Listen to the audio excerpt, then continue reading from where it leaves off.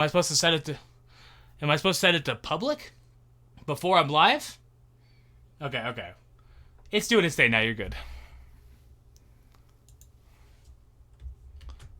Control C. For sure. I'm putting this thing over on Twitter, by the way.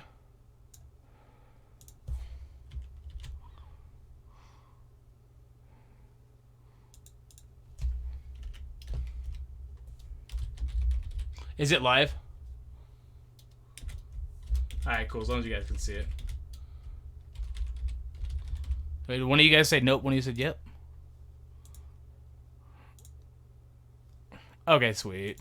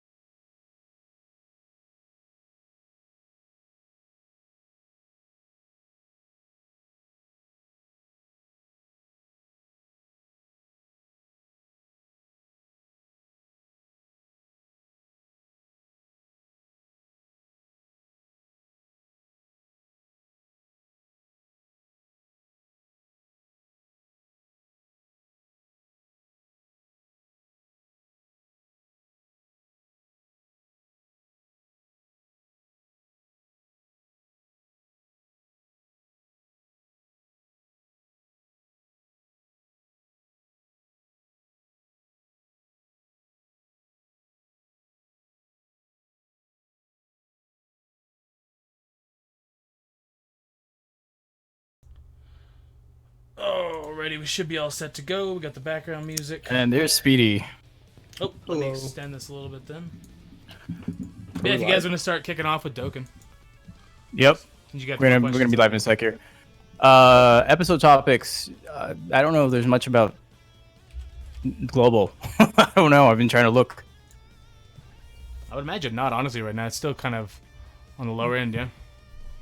Like the biggest thing I can think of is like the top grossing stones for Inkaiku. That's kind of it. What was it, like 10 or 15 or whatever? Like 14, I think. I don't know. I think it was like two places got top grossing. I don't even play Dokkan, and I knew it was 14 stones because I heard people complaining about it. Yeah, same. I mean, I play Dokkan, but yeah, they've got a. I'm not exactly sure how they figure out global's top grossing because there's so many countries that could hit top grossing. So to me, I think it's like 7 per. But I mean that's nothing to I'm not too confident chasing that. For global, yeah. What to hit it? Well, sure, France. I don't know who the other one is. Okay, fair enough. France and some other place. They're the MVPs, man. I know the French. They come through on like everything, dude. Freaking even Legends is popping with French. Yep. They definitely love Dragon Ball over there. That's for sure. Well, same. All right. So you just introduce us all, get this thing started off officially, and then let's for go. sure. All right. So yeah, what's up? My name's Brad. I mainly do Legends, but we are going to start out with Dokkan tonight, and then we'll move into some Legends content as well. So we'll be covering a bit of both of them. I'll be here the whole time. We got Truth. I think you guys probably know Truth. I don't know. Maybe. Nasdorachi. And What's up? There you go. Nolar. What's going on, guys? And then also Speedy. Hello. Sweet. All right, so what are we kicking off with today? Do we have like the topics listed over here in Discord or anything? Yeah, it's in the episode topic. So, yeah, I mean, we normally start off with global, but really not much to talk about with global. I guess the one big one, which is when is the EZA for Vegeta Blue coming? Did they give a date? It's the 25th. 24th. Okay, Well, so it's the same thing, but it's okay. So basically, It's because Global has the stupid like they release shit like right as like time changes like between time zones, right? So it gets weird. oh, I see. Okay. So the whole point about that is, what do you guys think they're gonna do with EA? What are they gonna do? Well, Yeah. I presume something like 40% attack and defense, maybe raise defense for one turn, something like that. It's not going to be a lot. They're too scared of counter units. They're not. There's a reason they don't really release counter units, right? Like they're just terrified of them. And like AGL Vegeta, you can say how good or bad he might be, but he's just not fun. So, you know. Yeah, Maybe I think with he's gonna a get full- the same treatment. Same treatment as Agility Vegeta, which Yep. I mean, That just kills him. Then That's honestly, whatever. I watched a bunch of videos on him, and he was super duper underwhelming when he was hyped for like a year and a half, 2 years. Like people were stoked for him, and then they were just like, hold on. Like, it makes sense it's though, weird. honestly, but it's also kind of crappy. Yeah, I Weird think how sometimes they decide to just blow the doors off, right? With, like, you know, Yeah, then they give you, Rose like, or the this- fusions or Janemba. Now, the other times they're just so weirdly underpowered, like Cell and LR Gohan and AGL Vegeta. It's like Talon's theory. It almost does seem like real because it really does seem like there's two different groups designing the units. It does for real. Well, my only thought... Damn, that Jiren theme is really loud. My only thought that I could really think is... They still want you to summon for, like, the Int LR Vegeta or something like that. So if you make the AGL one super OP, who's going to really want to summon for that guy? Push for his stuff. But that's not even... Dokkan's not the same way as Legends in that way. So it's like... I don't know. I'm not 100% honestly. I guess Talon's probably right, honestly. Well, I mean, the counterpoint of that is they made Strength Gogeta not like overpowered, but like felt really good to use. Right on And they're par. still and they're still in Gogeta, which I guess no one uses anymore. but like that's kind of the thing, is that they went from, like, I thought since Strength Gogeta was the king of Dokkan for like 6 months, before Super Vegeta came out, I thought Super Vegeta was gonna get the same treatment, and clearly they hit well under that bar. So, I don't know. I kind of agree with the rest of the guys that Vegeta Blue is going to get kind of shafted. I mean, I hope he doesn't, but it's probably pretty likely, honestly. I hope he doesn't, though. Yeah, because like, who's gonna be mad if they make him the best TR in the game? No one. Literally. Everyone will be. Everyone will He love was that. my Like, favorite unit when he came out for, like, a solid couple months, because it was just so much... I mean, it was a whole different game back then. But Oh, yeah. it was just so much fun back then, just to go super attack or super attack, and now it would just be insane. I mean... He'd just be Tech Yeah. Vegeta Blue on crack. Like, that'd be if he got a really good EZA. Yeah, do you think they're going to raise his damage reduction at all? I don't think so. So just keep... Yeah. I don't think so either, but I hope he does. I hope they do, like, another up to, like, 50 at most.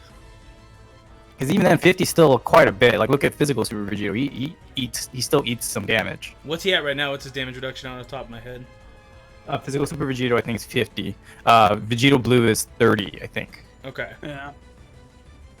So I mean, that makes him really. That like just giving him extra damage reduction there does make him really good. Like that would be very very positive.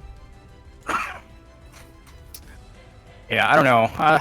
Well, I guess we'll find out in a couple days, but I'm just based on what they've done for Super Vegeta. I'm just not very hopeful to have a very good EZA for him.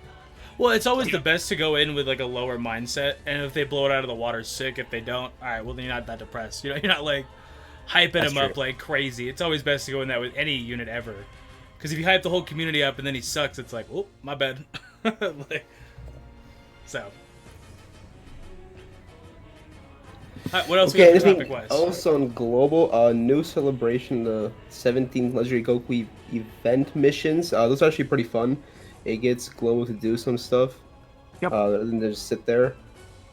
And then I think that's the last part that global has that's actually fun. So there's nothing new on global besides the Legendary Goku event missions, and yeah.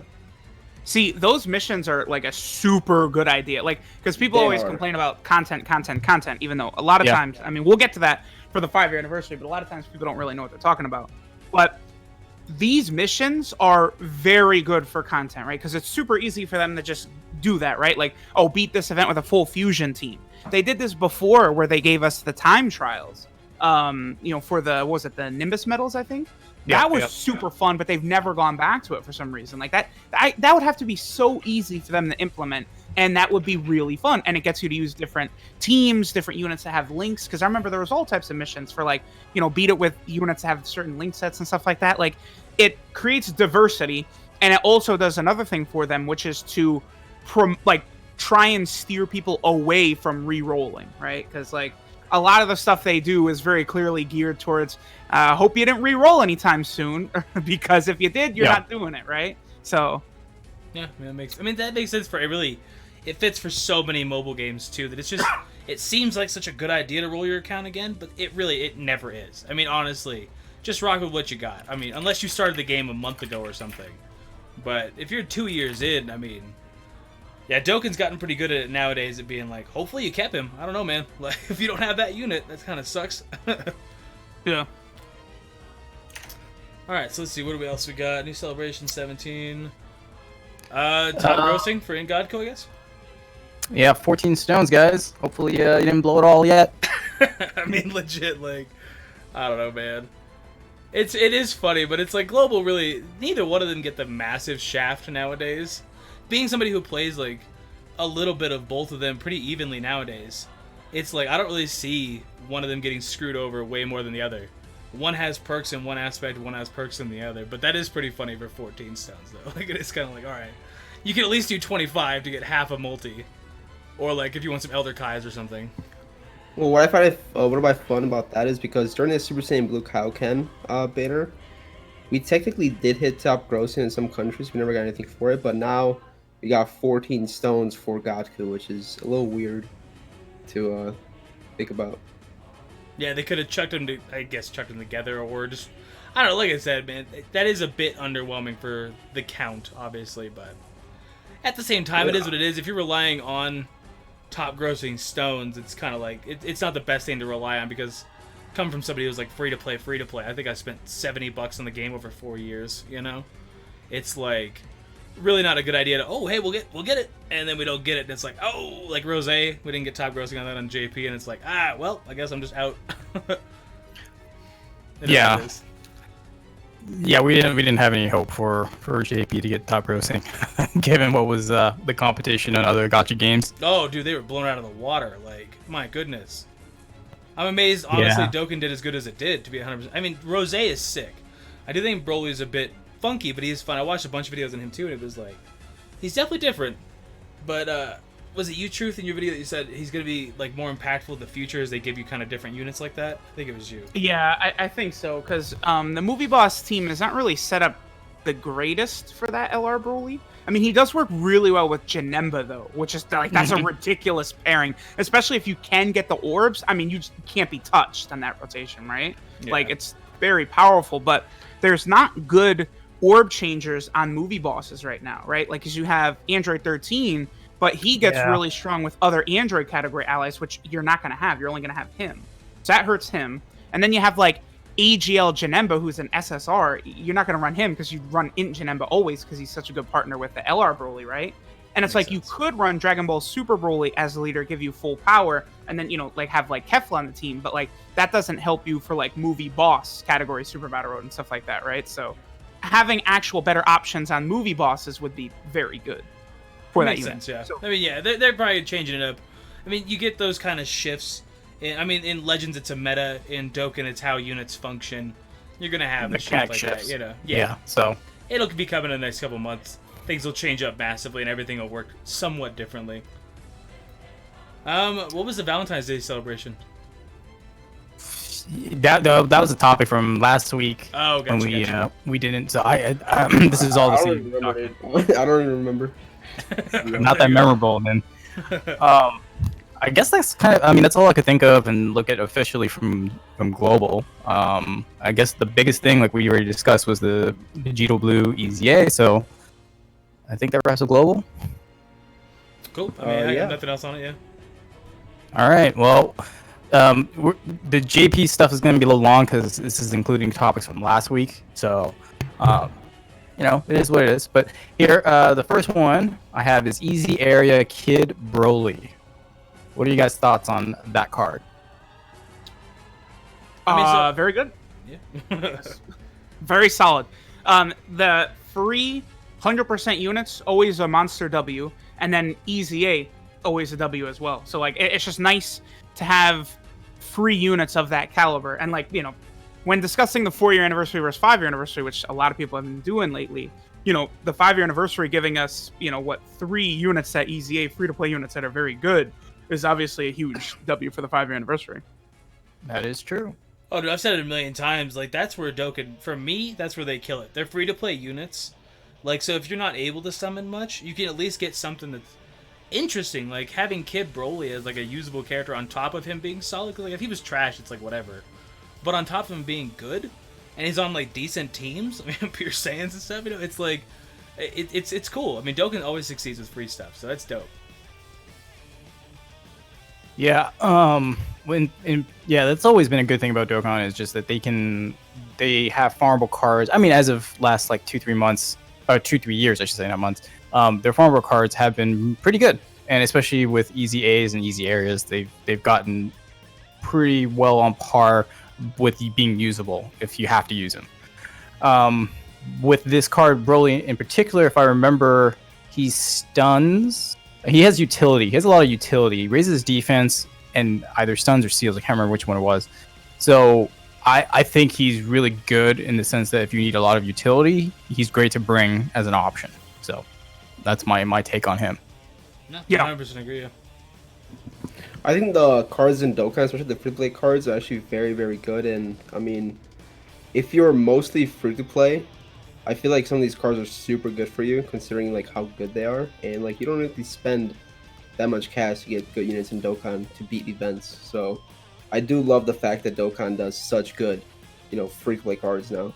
It's incredible. Oh, dude, yeah, freaking. I'm like super jealous over here on Legends, like using Legends Road. Like, all right, sick. It's I'm super jealous. To be fair, 21 is super good. Oh, I right? agree. But she's like the You first need- besides all this the Legends regulars that Roads. came out. Yeah, besides all of them, the Legends Rising or whatever else, they were all good. I mean, The obviously, Broly Rising Fury, battle units have Vegeta. all been pretty decent too. They Yeah. just don't come very often is the problem. Yeah, we've had Do what, you 3 of them? do you need the new summonable 21 for the free to 1 to be good though? For Ish. max potential, yes. Yeah, She can And to function grind her without the efficiently, Majin too. one, but they're designed to be kind of together. be like if they were both summonable, it would be Kampu Gacha, basically how closely designed they are to function together. yeah. I mean, really, the purple one outranks the other one, of course, because it's summonable. But the only thing I think a lot of people were annoyed with, you get an increased drop if you have the purple one, which was like kind of like, all right, this is counterintuitive because the drop was already horrible even with the increased drop. So then, I mean, you're talking running the event 1,500 skip tickets to get a 5-star unit, Yeah. The worst part about it, I mean, and this we're jumping a little bit in Legends, but the worst part about it is that there are no other characters that increase the drop rate. Like, if cool, like with the Piccolo one right now, there's like a couple characters that give +3, for the medals, and then a bunch of others you get +2 and +1. It's fine if you want the purple one to be +3, and then but you need to have other characters to give you like a little bit of boost, but not as big of a boost as the summonable 21. So like that's where they kind of screwed up. And that's where Dokkan does it good. They just give you a category, and they're just like, yo, here. And that's a big plus because you could just use garbage if you just have to chuck it on the team. If you have like a new account and they just happen to fit for that category to give you the boost, you know. Yeah. So again, I think the best thing we can put on this is that Dokkan does their free-to-play farmable cards probably the best because not only is it easy and relatively, painless, we get them quite often. Rewards from doing it instead of having to spend your resources to do it. Yeah, there's that too. They give you stones for getting them maxed out and like Elder Kais, and it's like, bro, all I had was like 8 skip tickets when I got 21. That was it. So it's like, I don't know, man. That's just, if other games would have kind of adopted a little bit, because Dokkan's mastered monetization, we know that. But it's like, just give stuff to your player base. You have so many characters to work with here. We don't have to be that stingy, you know? They're so good at it. I feel like, in terms of the Legend side, they'll free up over time, but right now they're just holding the strings tight.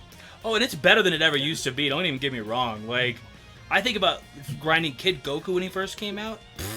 I didn't have resources for that. I literally got down to 0 skip tickets like 15 times when the first Legends Road unit came out. So yeah, I'm already back infinitely up better. to max 2,000. I don't know what to do with them all. I mean, just 14 star year 21, I guess. I'll run out of energy tickets well before I'll run out of skip tickets. Nah, I feel you. All right. We'll get back to Dokkan because we've talked a little too much about Legends. Well, the second one. It's not that big a deal jumping around like that. No, and like the thing about Dokkan too is like they didn't come out of the gate dropping free-to-play units like this, right? God, like dude. it took them a while to get to that point. So no, legit, dude. It used to, people don't understand OG Dokkan. Like if you're talking like 2016 Dokkan, I have videos on my channel of summoning for like STR Gogeta or whatever, and I went like 1,000, nothing. And it's like I pulled like two SSRs in like 1,000 stones, like way back when I stayed up for months, and it's just like, it's so good nowadays. But yeah, it definitely had to make a transition for sure halfway through. Like, yeah, I mean, yeah, as I said, like the last like 2-3 years, we've gotten good free to play cards, but like for year 1 and 2, it was Super Strike cards. Like, I mean, if anybody remembers what Super Strike cards were like that, and then using those cards to beat the first Prime Battle LR Goku, you talk about a grind. That's a grind. Getting those older cards up to SA 15 and stuff. Yeah, that. Even I remember that. That's back when I still played Dokkan. Yeah, so different world. Be grateful for what we've got now. Oh yeah, dude. So. Legit, when kids complain, and it's like, bro, you don't even understand. Like, go use Kid Vegeta real quick and see how good he is. Yeah, exactly. I guess the counterpart to Kid Broly would be the Kid Vegeta, Kid Raditz. Specifically about the card, how does it play for you guys? Good. The one thing with the 2 kid cards I noticed is when I took them into the Legendary Goku event, like that's specifically where Broly performed well, right? Because I believe Broly stacks, right? Well, Broly stacks defense. Yeah. So that of course makes him like a really solid unit to take into like those long events. And like the Infinite Dragon Ball history, like they're doing a good job with making those stages actually like relevant in terms of difficulty, right? Like Blue Gogeta and Blue Vegeta in the 2 stages cancel your ability to dodge. So like different units who can like stack defense and stuff like that will be very good there. Now the funny thing about Kid Vegeta and Raditz, I love, is so they get stronger based upon pure Saiyan category allies on the same turn, and then join forces category allies on the same turn, right? Yep. Now we could think of at least one pure Saiyan joint forces unit that's pretty good, right? Not bad. The girls, of course. That joint forces team is going to be interesting. Like if they got like, I don't know, like one more like all-purpose support unit or like orb changer, that team gets very interesting. I completely agree. Yeah, I took this Kid Vegeta and Raditz card on a showcase with the Joint Forces team, and I like specifically made it all Pure Saiyans, all Joint Forces, like no matter what the rotation was. I kept them on rotation in all the floating units, and I think I put the Kid Raditz and Kid Vegeta with Paragus and Broly, so they get the extra boost of support. They're really good, and they stack attack and defense every super, so like they are made for the longer events. And when you get further down the line, they are actually very, very good. So I'm pretty happy with this particular card unto itself. So, dude, I did the video on like Broly with Ba and Kid Raditz and Vegeta on the same team, and I just chucked up on like Pure Saiyans, and I mean, yeah, they were putting up like good numbers. It wasn't even like, oh, this isn't bad, you know. No, they were putting up like the same numbers as like AGL, Broly, Fury, and it was like, damn, man. Mm-hmm. Yeah. No, they're solid. They're a lot of fun. It's cool. Like I like that they're very diverse, different kind of units. I like it. It's dope. Sweet. Speedy, any thoughts? I didn't play with them that much, so I don't want to say anything on them that I shouldn't. So Okay. I guess the next one, the last one, and was the surprise, which was the EZA LR Zamasu Goku. I actually haven't played with him too much, but Either have I. yeah, I am kind of the fact that they allowed an EZA for an LR really opened the doors, and so let's put that on the table for discussion. What do you think this means, and like how is this going to affect the future of LRs? Well, it's very clear that they themselves felt it was a huge monster deal, right? Because like I kind of get the feeling there's nothing else coming from the 5-year anniversary. Like in V Jump, they sort of teased like that new Super Battle Road, right? But like the way that they did it, that might not be coming for the 5-year anniversary. Maybe there's more coming. Who knows, right? But like I feel like it would have been announced or talked about in game already if it was actually coming in February, right? So like because of that, I feel like they felt like it was like a huge deal that like this LR got an EZA, which it is, because now it does open up the ability for other LRs to get EZAs. And you know, a unit like LR Piccolo that is actually worthless. Like he provides nothing to any team anywhere. Like he's just nothing basically. Or like, you know, LR First Form Frieza is actually really good, doesn't need it. You know, the LR Goku, you know, you give him a little bit of key on his passive or something like that, he could be really good, because they've established now that, you know, they'll raise the SA from 20 to 25, but they don't actually give him any extra levels, so they don't get any extra stats. So with that, that does allow them a lot of flexibility for how to change these units, because like with traditional EZAs giving them the extra 20 levels, like they already have a formula for how these units stats go up, right? So for something like full power Frieza, who was amazing even when he got his EZA, like he was able to hit very, very hard, you know, relative to new units. They gave him almost nothing because the bump to SA15 plus just a normal stats buff, it's like, well, we can't really do much with him, or else he's going to be like a Dokkan Fest exclusive level character right now, right? Which they weren't willing to do. I mean, but then they made Janemba, which, you know, I don't know, right? But Team A, Team B. Go ahead. No, I was just saying it's Team A and Team B Talents theory. Like, there's something there. It does seem to have some credence to me. Like, I feel like it, you know, it's like, yeah, you know, it does seem like it sometimes. But they've really allowed themselves wiggle room to, like, you know, make like LR First Form Frieza barely give him anything, but then like LR Piccolo to just give him a truckload of stuff, right? So like the way they went about it, I think, was very intelligent by not giving LRs extra levels. So just before Speedy, you jump in, to recap, they gave him an extra 5 SA levels. Yep. The leader skill bumped up a little. Yeah. Right. He got an extra 23% to time travelers. Okay, and then the passive wasn't a huge change, just like small things here and there. Yeah, but again, on an LR, you know, with like around 20,000 attack, like just extra, like minuscule numbers makes a huge difference, right? All right, so the reason why also the super attack changed. He got like different stuff and like attack and defense instead of defense. He now raises attack and defense on super attack, I think. Rather than just defense. So the only thing, he's basically got a regular EZA. The only difference is there's no increase in levels. That's it, right? Yeah. I mean, that is obviously a huge deal, though, right? When they actually give them because the Right. stats buff. So the reason why I mention that is that you can then, this is the like right now, this is the precedent. They changed everything but the level. So you apply that to every different LR, then you can see where they can go with it, up or down, or how big or how small of an EZA like Prime Battle Goku's gonna get. You know what I mean? So Yeah. I'm just excited about this, man. It opens up a whole new door. I mean, all these like old LRs that we have that are basically useless are gonna become relevant again. So it's actually exciting to like be able to use at one point the first LR that came out in Dokkan, which was LR Goku. He's gonna be actually good once he gets his EZA. So I'm actually very excited about this. one quick question: they didn't change any links, right?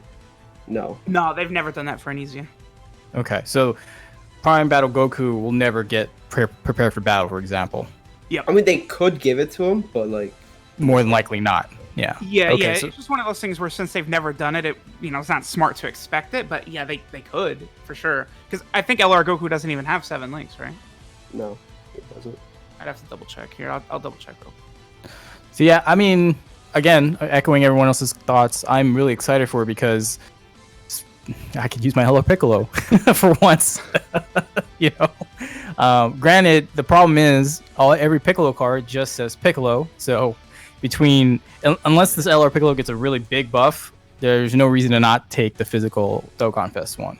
And see, that's one unfortunate thing is that I don't recall a situation where they've ever changed the card's name after release, right? Like, No, I don't almost think so. feel as though that Piccolo very easily could become Piccolo and Gohan, because Gohan's in the card art, and then Gohan and Krillin are in the super attack, right? Yeah. But like, if they were gonna start doing that, they would have done that probably with Blue Kaioken Goku, the AGL one, all right? When STR Kaioken Goku came out. Like, it's better for the player base that they have a different name, but like for me, I'm just very anal about stuff like that. Like, it's like, it's Super Saiyan Blue Kaioken Goku. It's not Super Saiyan Blue Goku. Whatever. That's just me. Yeah, no. I mean, I see your point. I just you like they have never changed the name for an EZA or even like post. The only time they've ever changed it is like a like a Dokkan Awakening. Like that's the only time I remember cards like changing their physical name. There's been a few times. Well, yeah, not name, but there's been a few times that they've made some slight changes. Like AGL EZA Free to Play Piccolo, when he initially came out, he was not on Revived Warriors, which is the stupidest thing ever, right? So like people complained, and they did actually add him to Revived Warriors a couple days later. The same thing happened with Tech LR Broly. He wasn't on the Super Saiyan. Right. But I'm talking like the name of the card. The only time they've ever changed names is from what I remember is like when they just Dokkan Awaken or some kind of awakening, not an EZA. EZAs have never physically changed the names themselves. So the trend is, I'm not saying like we've all said, it's not like they can't do it, but so far they haven't set that precedent. So I'm not expecting that to happen. So yeah, unless LR Piccolo gets a name change or like gets super broken, then I'm always gonna take the physical Dokkan Fest one. Unfortunately, because they just name every Piccolo card Piccolo. Yeah, but I mean, any Gacha game, you kind of have casualties like that. I mean, if the Int Piccolo is just doomed to die, I mean, he's just doomed to die. It's just kind of... Yeah. It sounds terrible, but... Well, but the thing is, like, with Legends, you can take the same name character you want. That's true. That is a whole different thing. Yeah, granted. Yeah. This is specific for Dokkan, how they let you... or how they limit you on your team building aspect. I mean, it would be cool if I could take every freaking Vegeta Blue on one team. You know what I mean? Yeah, I feel you. I mean, the only way you could do that is Battlefield, but no, I'm not going to really test that out in Battlefield. Actually, that might be a good video. Take all the Piccolos in Battlefield. Yeah, that would. Yeah, Legends identifies its cards not based off of names, but by like the DB-025C or whatever. Like they have like an actual card serial number. code. Yeah. Yeah, and then of course you're not restricted by the characters themselves, just by no duplicates of that identical card, which isn't possible anyway. Yeah, because even if you continue to pull dupes, it goes into that one card or Z coins. So. For instance, so like I guess what I mean with like a units is like doomed to die. So like the Super Saiyan Red Vegeta in Legends, you're never gonna see him because he already got a buff, and now we have Zenkai Goku. You know what I mean? Who's gonna be a Super Saiyan Red? Always. Yeah. So it's that's what I kind of mean. You know, you could choose to use Power the creep. N1 even if it gets buffed. Yeah, it's just how it goes. You know. Yeah, I mean that's with every gacha game. And the question in the gacha game is how fast is the power creep? That determines what the devs are thinking and how their long-term game plan is gonna play out. You know what I mean? So. Oh, 100%. I mean, Dokkan is slowed down massively, in my opinion. They've done such a good job at pacing the last 2 years to make sure they have longevity to reach their arms in different places when they want to. Yeah, I mean, the only difference is we've stayed in this whole category meta for a while, and I could agree with that. Yeah, I'm kind of sick of it in a way, only because they just keep pumping out new categories, and some of them just fall by the wayside. You know, Target Goku is entirely irrelevant, and especially because they choose to make weird choices when Zamasu can't shut up about Goku for 20 episodes and is screaming Goku, and then they're like, nah, he's not trying to kill him. You don't need to be on there. Literally, his target was Goku's body. I think he's on the damn category. And it would be a big deal with LR Rose now added on to there. It would differentiate it. Because right now, look at the target Goku category. It's literally just the Android category with hit on. That's it. That's all it is. And hit is mid! It makes the donuts. I wish I loved Legends as much as you love Dokkan, dog. I love Legends, but it's just... you just feel the passion in Truth's voice. I do weirdly love Dokkan, yes. Hey, whatever, man. It's killing it. So hey, you picked a good game. All right. I guess a question for everyone: of the two new wallpapers, which one is your favorite? Oh, Broly and Gogeta, easy. That's the one I used for the thumbnail, right? Yeah. Yeah, Broly and Gogeta is mine. I mean, they're pretty. I probably would say Broly, Gogeta, but they are super close, right? It's not really. Well, I will tell you, so I'm a Gogeta fanboy just because of Fusion Reborn was my movie when I was a little kid. We didn't have cable, so I just watched 16 times in a week. But freaking, I've gained a lot of respect for Vegeta, as I think since I started doing any kind of Dragon Ball content, anything on the internet. I didn't used to like Vegeta that much. 100% frank with you guys. Before Super came out, I was like, whatever. You know, everybody always hyped him up. I was like, yeah, but I got Gogeta. Why would I want Vegito? But nowadays, it's Vegito is pretty sick, though, dog. Yeah, I can't even hate on him. It's just Gogeta's just been my dude for 20 years now, you know? The Fusion Vest aesthetic is quite nice. I do like it. Yeah, I feel that. Alrighty. Okay, we can go to the top legendary banner. The LR Broly Trio, as I call them, and then LR Rose. Let's do a couple rankings. Let's do the first one as, how do you rank their super attack animations? Broly over Rose, 100%. I mean, there's no debate there. Maybe I'm just boring with Super Saiyans, but I'll take Rose's over Broly's. Rose was made in 2018. Well, I mean, he still looks pretty good. I mean, it does look good, but with the Broly and the Chile Emerald or Chile. Is that true? Is he actually one of these units that's super old? These super attacks look super old, yeah. It isn't Loco was made with the fifth year. That's super easy to find. I'm actually curious now. I wonder if he is actually old. Let me double check. Okay. For me, I'm gonna take the Broly over Rose, just by a little bit. Just the fact that the Broly animation looks super wholesome. For the most part. Yeah, it really does.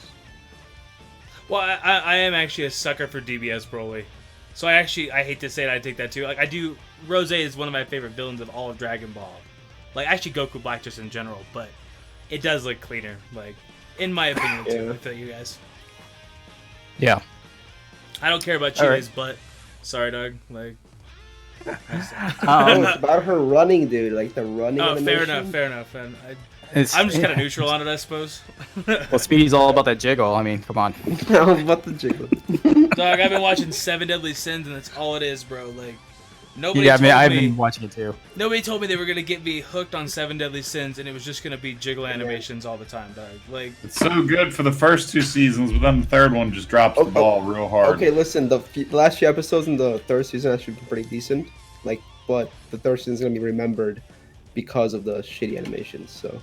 that sucks.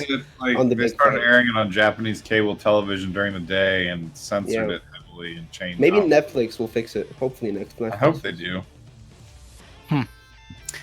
All right, so back to the LR cards. I mean, I don't know if all of you guys used them, team comps and all that. So, Speedy, did you pull?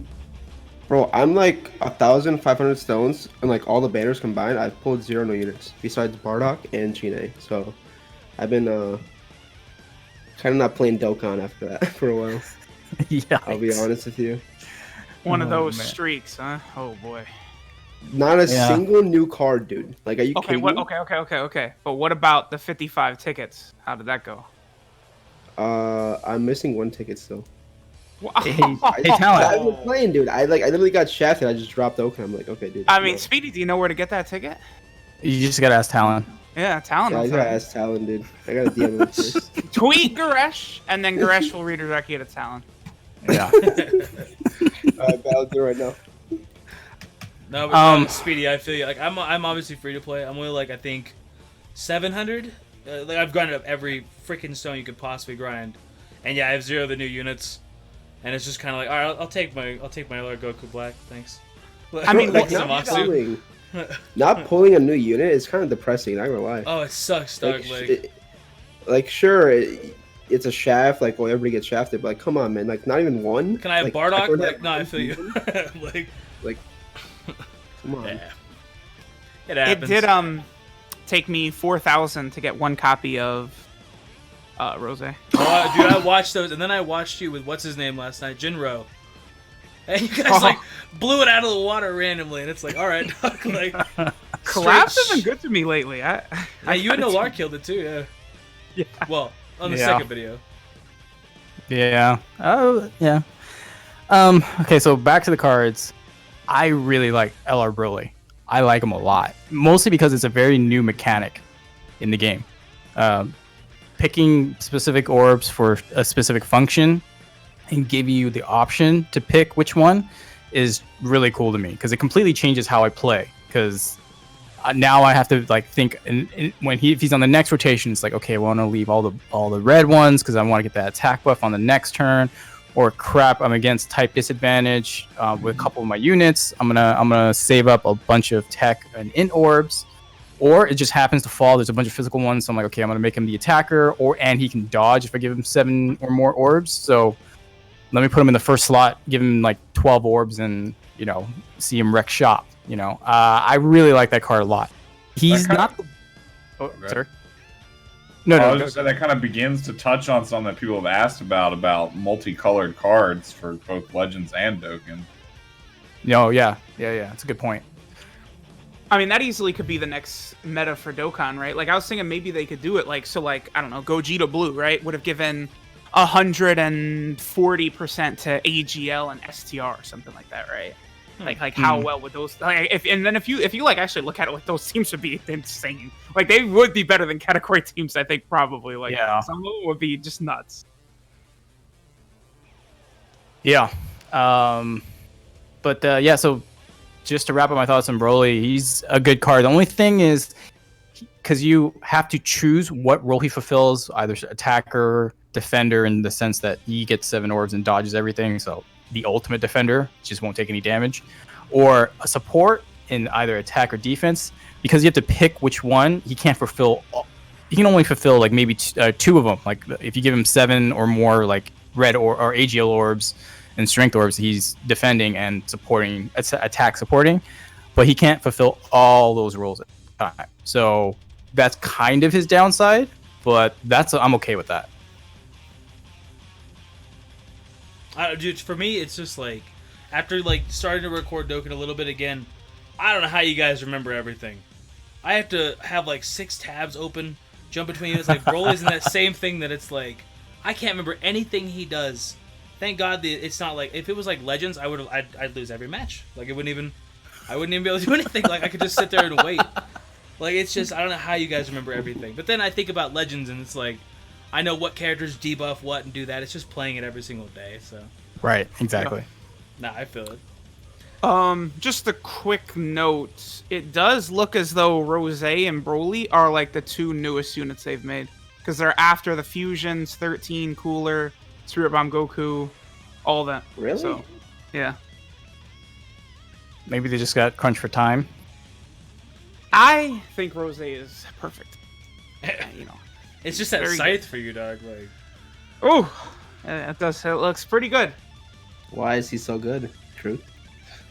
Well, I mean, the thing about him, you know, many people, so like when comparing the fusions to Rose, a lot of people will, you know, maybe tweet me a video from the end of the Legendary Goku event when Vegeta has attacked 11 times and, you know, he's Raises doing like defense. 15 million damage in total attack and stuff like that. But it's like, you know, there is like a thing called Super Battle Road where Rose can put out like 6 million turn 1 very realistically. And the fusions, you know, can struggle a little bit, to put it lightly. Rose defends better than the fusions before they transform, depending upon if they're in the 3rd slot and they can get that dodge off, right? But Rose in Super Battle Road, I mean, he might be one of the 5 or 10 best Super Battle Road units, period. And he's not even like a defensive unit. He just hits so hard, he wipes anything away, like, instantly. And, like, he's going to be better in Battlefield. You know, Dokkan events is probably a little bit of a toss-up, because you could probably realistically see the fusions get their active skills in Dokkan events, which, Yep. I mean, you know, those are definitely the 2 best, like, animations in the game, too. It's the 2 Kamehamehas that the fusions do, I think. Yeah, the active skills, yeah, 100%. So, like, you know, I don't know what else is really good, too. Like, Cooler's transformation, I guess, and his final form attack is up there, but, like, the fusions, I mean, that's the thing about them. Like, you know, their animations are number 1. They're way better than Rose, I think. And, like, I remember a lot of people were not really impressed with the Super Saiyan 4s because, remember, their animations were not that impressive. And the Super Saiyan 4s were super old, too. Like, they were made with Ultra Full Power Super Saiyan 4 Goku in, like, July of 2018, like 6 months before they came out. Whereas, I'm looking at it now, it looks like the fusions are brand new. I mean, it shows the fusions. They're actually like legitimately gorgeous. Like it looks like you're watching the movies. Yeah, it looks like it's straight ripped from it. So, but What else? yeah, yeah. Well, okay. So I echo your sentiments. Like, what people don't understand is there's 2 types of. It's been pretty clear that there's 2 types of events in Dokkan. There's the short ones like Battlefield, Super Battle Road. Dokkan events are kind of in there, kind of not, depending on your box. And then there's the really long events, which are Legendary Goku event, Infinite Dragon Ball History. Because there's 2 styles of events, there are 2 different categories of cards that fulfill those roles. So Rose is probably better on the shorter stuff. I mean, actually, he is. I know. It's the same level as Int Godku. You know, 7-turn restriction. Like, he's amazing on Super Battle Road. Like, he doesn't hit nearly as hard as Rose does, but he has the utility of dodging, you know, and all that stuff. So, like, He is a dream. I love that guy, Goku. He is so good. yeah. And so, like, when people are saying, "Oh, this card sucks. It's worse than this," if you're not comparing the same event type, short or long, then you're comparing apples and oranges. Like, it's just invalid, you know. So, like, the problem is everyone wants to generalize and say, "Oh, the best game ever best unit ever in the game," because free-to-play players are unfortunately have to rely on RNG and the gacha luck to pull one of these cards, and they usually just want to pull that one card that'll help them through everything. Yeah, Unfortunately, there's no one card that can carry you through everything and do it well on both the short and the long form events. So just want to make it clear to people that, like, it's not the same. There's like I said, there's two types of events, and not every card is made to fit on both sides, and I don't think it's even physically possible to have them to fit on both ends. So yeah, even like Kale and Khalifa, right? Who I want to jump in and say, well, they are good everywhere. I mean, in truth, you know, turn 1 Super Battle Road before they super attack, they could get fucking ass blasted out of there. No, too. dude, I know. It's just like I literally like that's all I did with my account because the best one I have is Kale and Khalifa, and I just went through cleared every event with them. I was like, whatever, just ran everything down with them. I was like, this works. But I mean, yeah, there's times like if you pick it wrong, like Infinite Dragon Ball History, they just get rocked. Like, there's times where it's just like, yeah, okay, never mind. I guess I lost. Like, for sure. yeah. So just keep that in mind now. Like, there's two styles of events. One, like Godku, is definitely made for the shorter stuff, and he is a god at the shorter stuff. Yep. But and he's not bad at the longer like Legendary Goku event or the Infinite Dragon Ball History. And same with Rose. He's not bad either. It's just you got to be a little more cautious and careful on how you use them, because the wrong super attack, you'd be taking 350k. You know, so like that's just kind of how you have to see the game now. Yeah, I feel that. Which I mean, it's not a bad thing. I mean, honestly, like that's not a bad thing. It gives you somewhat of options too, and you can kind of challenge yourself too. Like if you Listen, know it's a good thing for Rose taking that much damage, because he can like activate the big bad bosses link. So you know. Yeah, there you go. There's times where you got to just know what you're planning, what you're gonna take, and yeah, nah, it's not. You a bad take thing. the 370k from the Legendary Goku event, right? Super attack. You get the big bad bosses link, and there you go. Problem solved. Yeah. All right. So I think any last words on the Broly and the Rose cards, the LRs? Yeah, I think I'm good. Both are very good. Very good, yeah. Yeah. Even the TUR of the Broly one's pretty good too. Mm-hmm. So I've been playing around with Broly in the punching bag event, trying to do that. Ooh. I feel like he could do it. He gets close. The thing is, just to tackle on that, I'm going to be really interested when the Super Brew gets his awakening and putting them together and see how he and Broly are going to operate. Say it again? The Super Brew getting his awakening, the support one. Yeah, the only thing is, I mean, I guess you would have to run that Broly as leader pretty much in order to do that, right? Yeah, you would. I'd only test him on Super Battle Road with the Extreme Physical, with him as a lead, but with Extreme Physical as a sub lead. That's how I would test it out. Or I suppose, Alright. I mean, it would obviously be very powerful in Battlefield as well. And like, you know, they've been progressively making Battlefield tougher here and there, so. Yeah, have you guys actually used category teams? Because I've just only run mono teams on Battlefield from this point, and I haven't had any issues yet. Yep. No, I've only run mono teams. Yeah, the only category team I'll run is sometimes it doesn't matter how good your box is, right? Sometimes Jiren will catch you. You can't do anything about it. He just That's RNG. Yeah. Yeah, he just decides you lose. Sometimes you doesn't matter. So what I've done is I will use God Goku as leader and then Dragon Ball Super Trunks as secondary leader, and then just build like a team like that. Usually, as in case Jiren does just Oh, I see what you're one-shot saying. me. Yeah. That's a good idea. Alrighty. Okay, so that's enough with the LRs. The latest Dragon Ball History event stage, number 6. How's it been? Well, my block sucks, so I got wrecked. But I have like the only LR I have with a dupe is freaking AGL Gohan, and I have like nobody. And he don't even he's a monster, but I have like nobody for his Kamehameha team. So it's like, yeah, I get body bagged. Speedy, you haven't touched it, I guess, because you've been not playing. Nope. Okay. Not touched it. Truth. Yeah, it's fun. I took my boy Rose in there, and I was kind of like, holding my breath, like, all right, well, time for me to take some medicine. I've been saying Rose's number 1. He's gonna come in here and get killed, and then everyone's gonna say, "Ha the fusions!" Because they are. I mean, the fusions are probably the best units for that event. Like, because Kale and Khalifa, you're not going up against a pure Saiyan every single stage, right? Nope. And then like Gohan and Goten aren't as impactful as the fusions either. But Rose actually completely was fine the whole way through. Like, I was like, oh, okay, sure. like defensively, as long as you help him out a little bit, when he has type disadvantage, that's the one time. But besides that, he does okay in there. I was surprised. I was like, okay. Yeah, I ran a Realm of Gods team with Rose, and he was fine. There was no issues there. Yep. In fact, the one that ate more damage was the AGL Zamasu.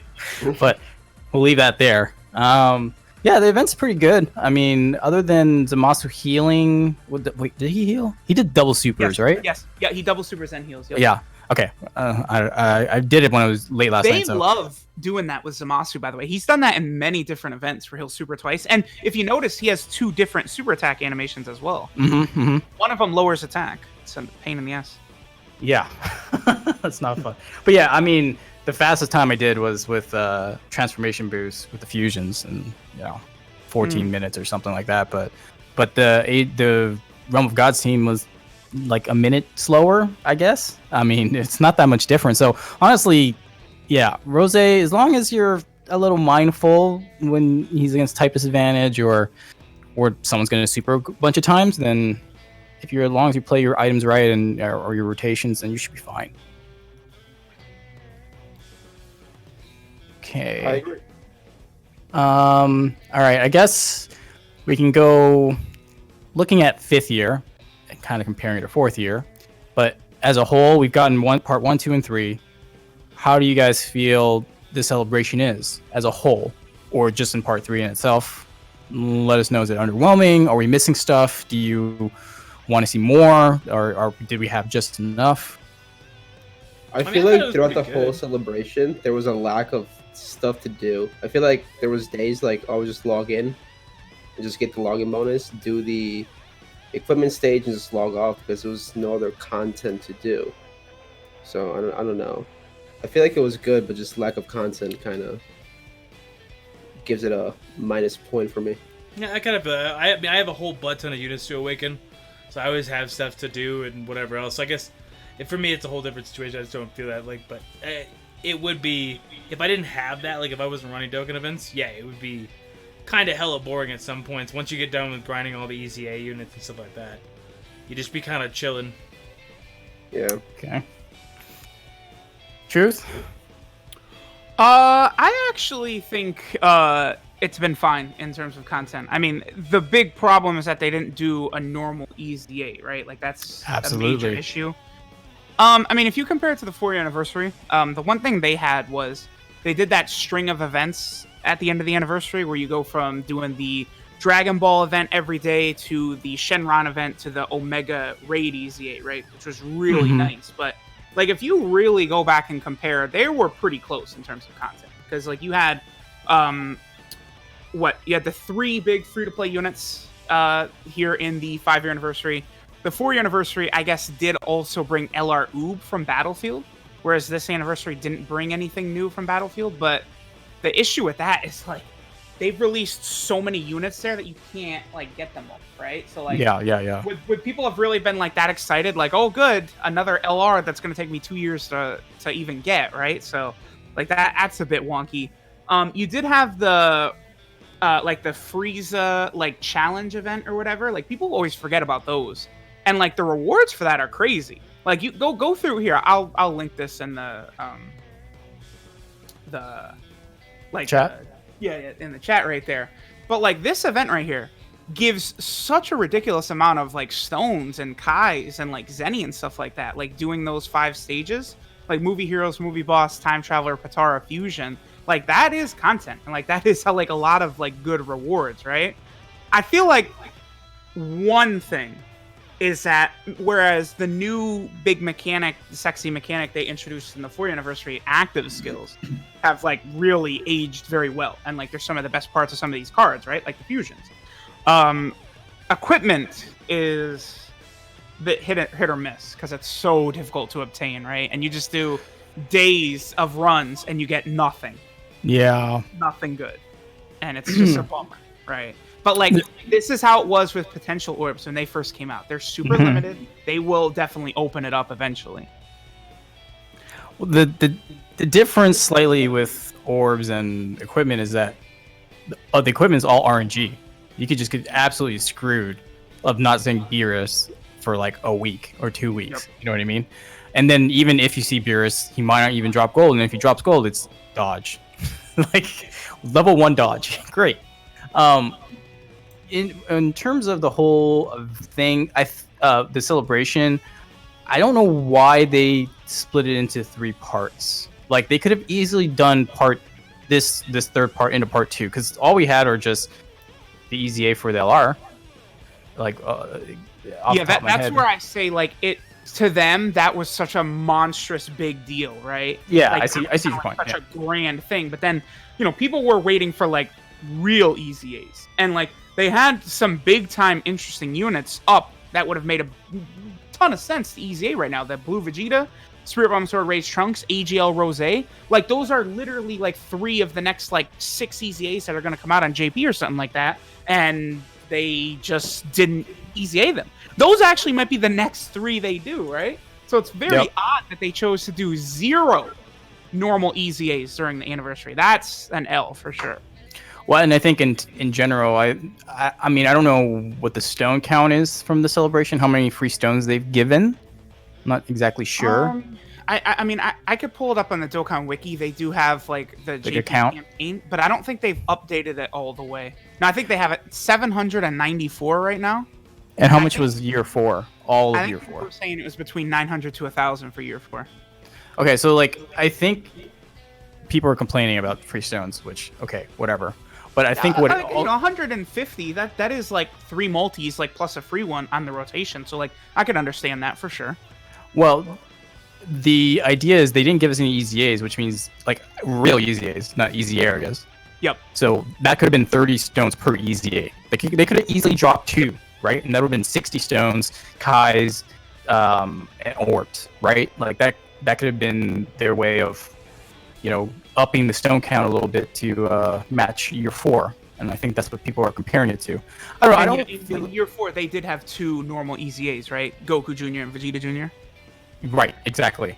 Which is why it feels a little underwhelming, because Goku Jr. and Vegeta Jr. were farmable cards, and now you've got like the Broly and the Kid Vegeta, easy areas. That's 4 stones? I mean, I could double check. It's something like that. Yeah, like I don't know, like 6 stones or something like that. Here, let me pull it up. At best 6 stones, so that's a little. It's a little underwhelming when you compare the 2 directly, right? Just doing a direct comparison, it just feels underwhelming. Yeah, and then like especially like then once you factor in like the 11 grand Kais and then the orbs to rainbow unit for free, like it's not quite as good for a lot of players, right? Yeah, so I think that's where people are saying year 5 celebration just doesn't feel. I mean, it is a celebration. They did give out stuff. They're great new units, but it just doesn't feel as hype or as great as year 4 did. If you were around for that, So I can understand their sentiment. I kind of agree in that maybe the content is slightly lacking, because like we had the raid boss. Are we getting that raid boss?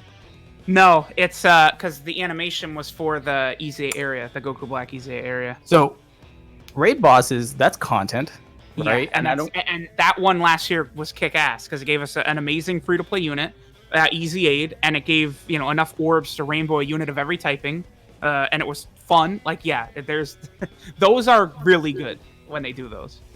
Yeah, so like no raid bosses. Like I really wanted that. And I think last year we had like campaigns, right? In between the parts or during the parts. So yes, but we did actually get that for the 5-year too. Yeah, but I meant more like it just didn't feel like this. It didn't expand on it. It felt like it retracted a bit because we could have.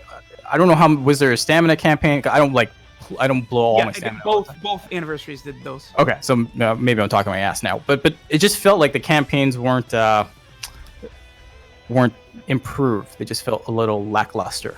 At least that's what I remember. So, I mean, yeah, I could definitely see. Again, like if they had done one of them stage 100 like merge Zamasu raid EZAs at the end here, and then also released, I don't know, Blue Vegeta as an EZA, at that point, it's like the 5-year anniversary, like it had more content than the 4-year anniversary, probably. Like, you know, because like I directly compared this all last night. I it's all fresh in my mind, and like this content stuff, it's like they did release like new stages and stuff like that. Like if Super Battle Road, like those new whatever that was, actually did come out like now during the 5-year anniversary, then the 5-year anniversary would dwarf the 4-year anniversary in terms. That's true. That is actually true. Yeah. One thing when comparing the two anniversaries that I don't imagine any anniversary will ever be able to touch is that the 4-year anniversary introduced the gacha coin, which is maybe the best thing Dokkan has ever done.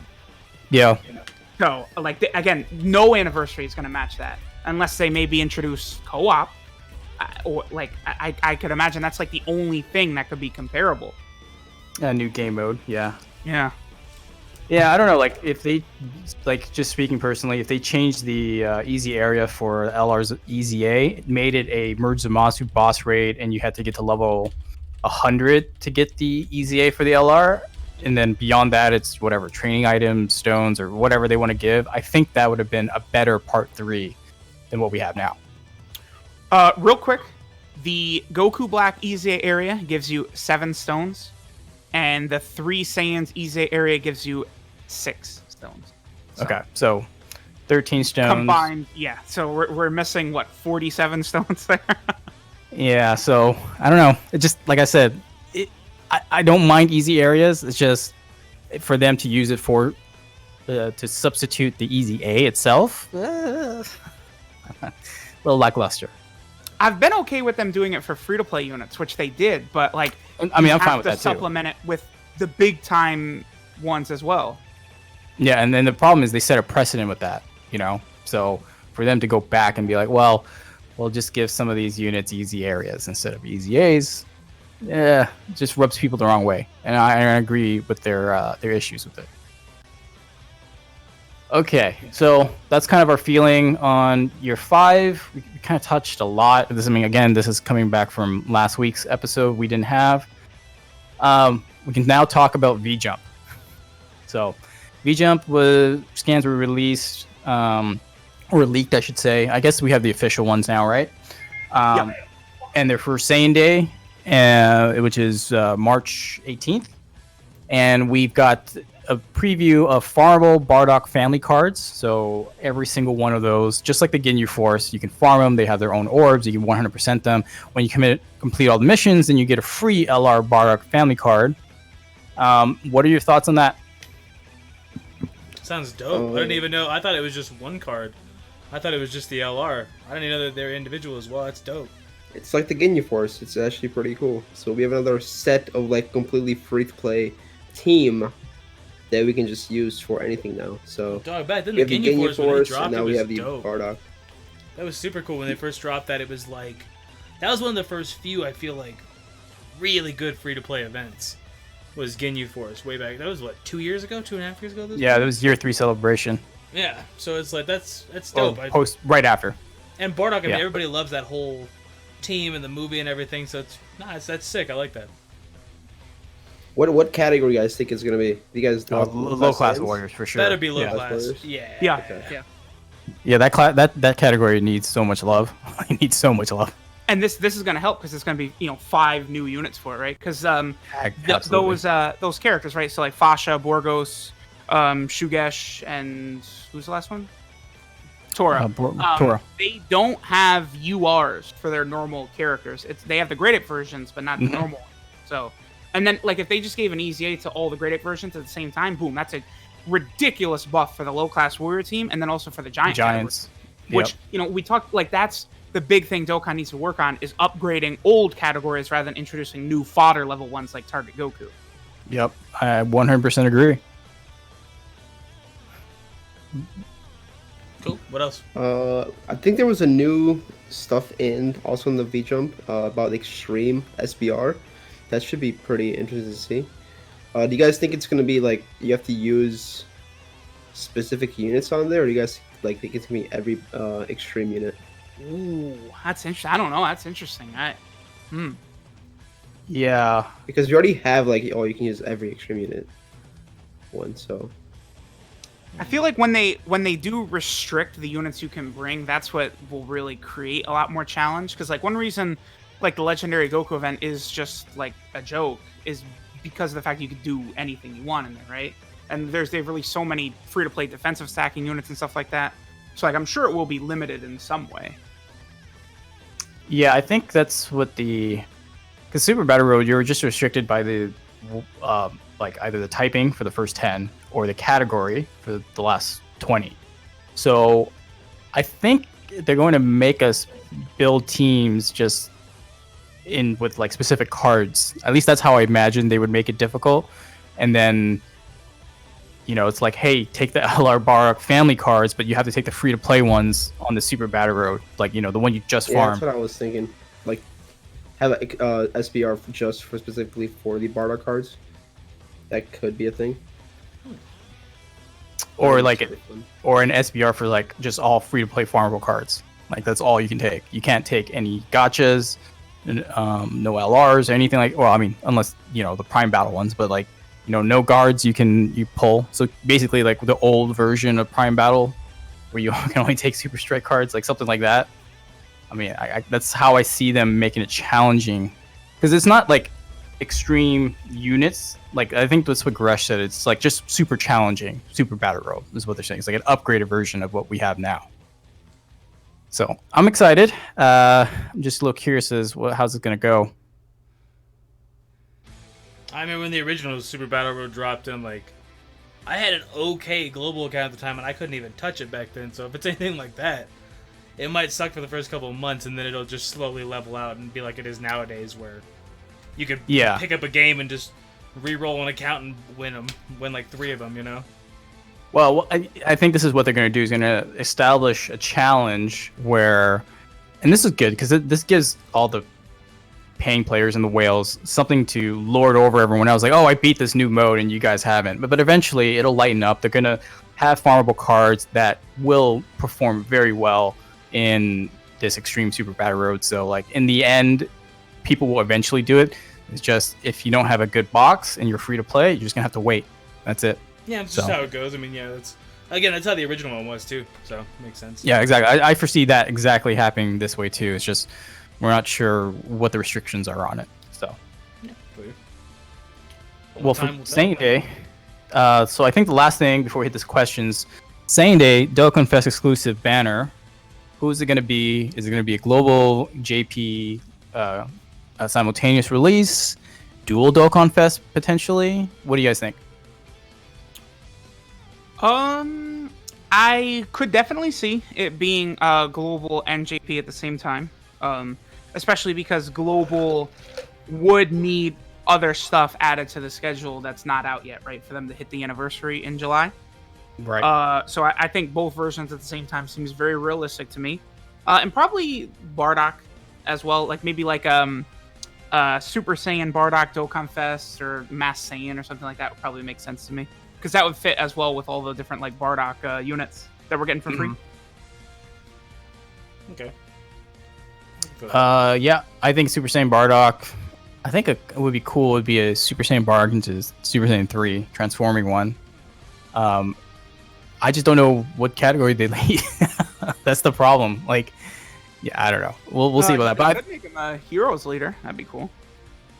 Probably could be a hero sub lead, and then one main lead, like another one of the categories or a new one. I mean, this is Akatsuki.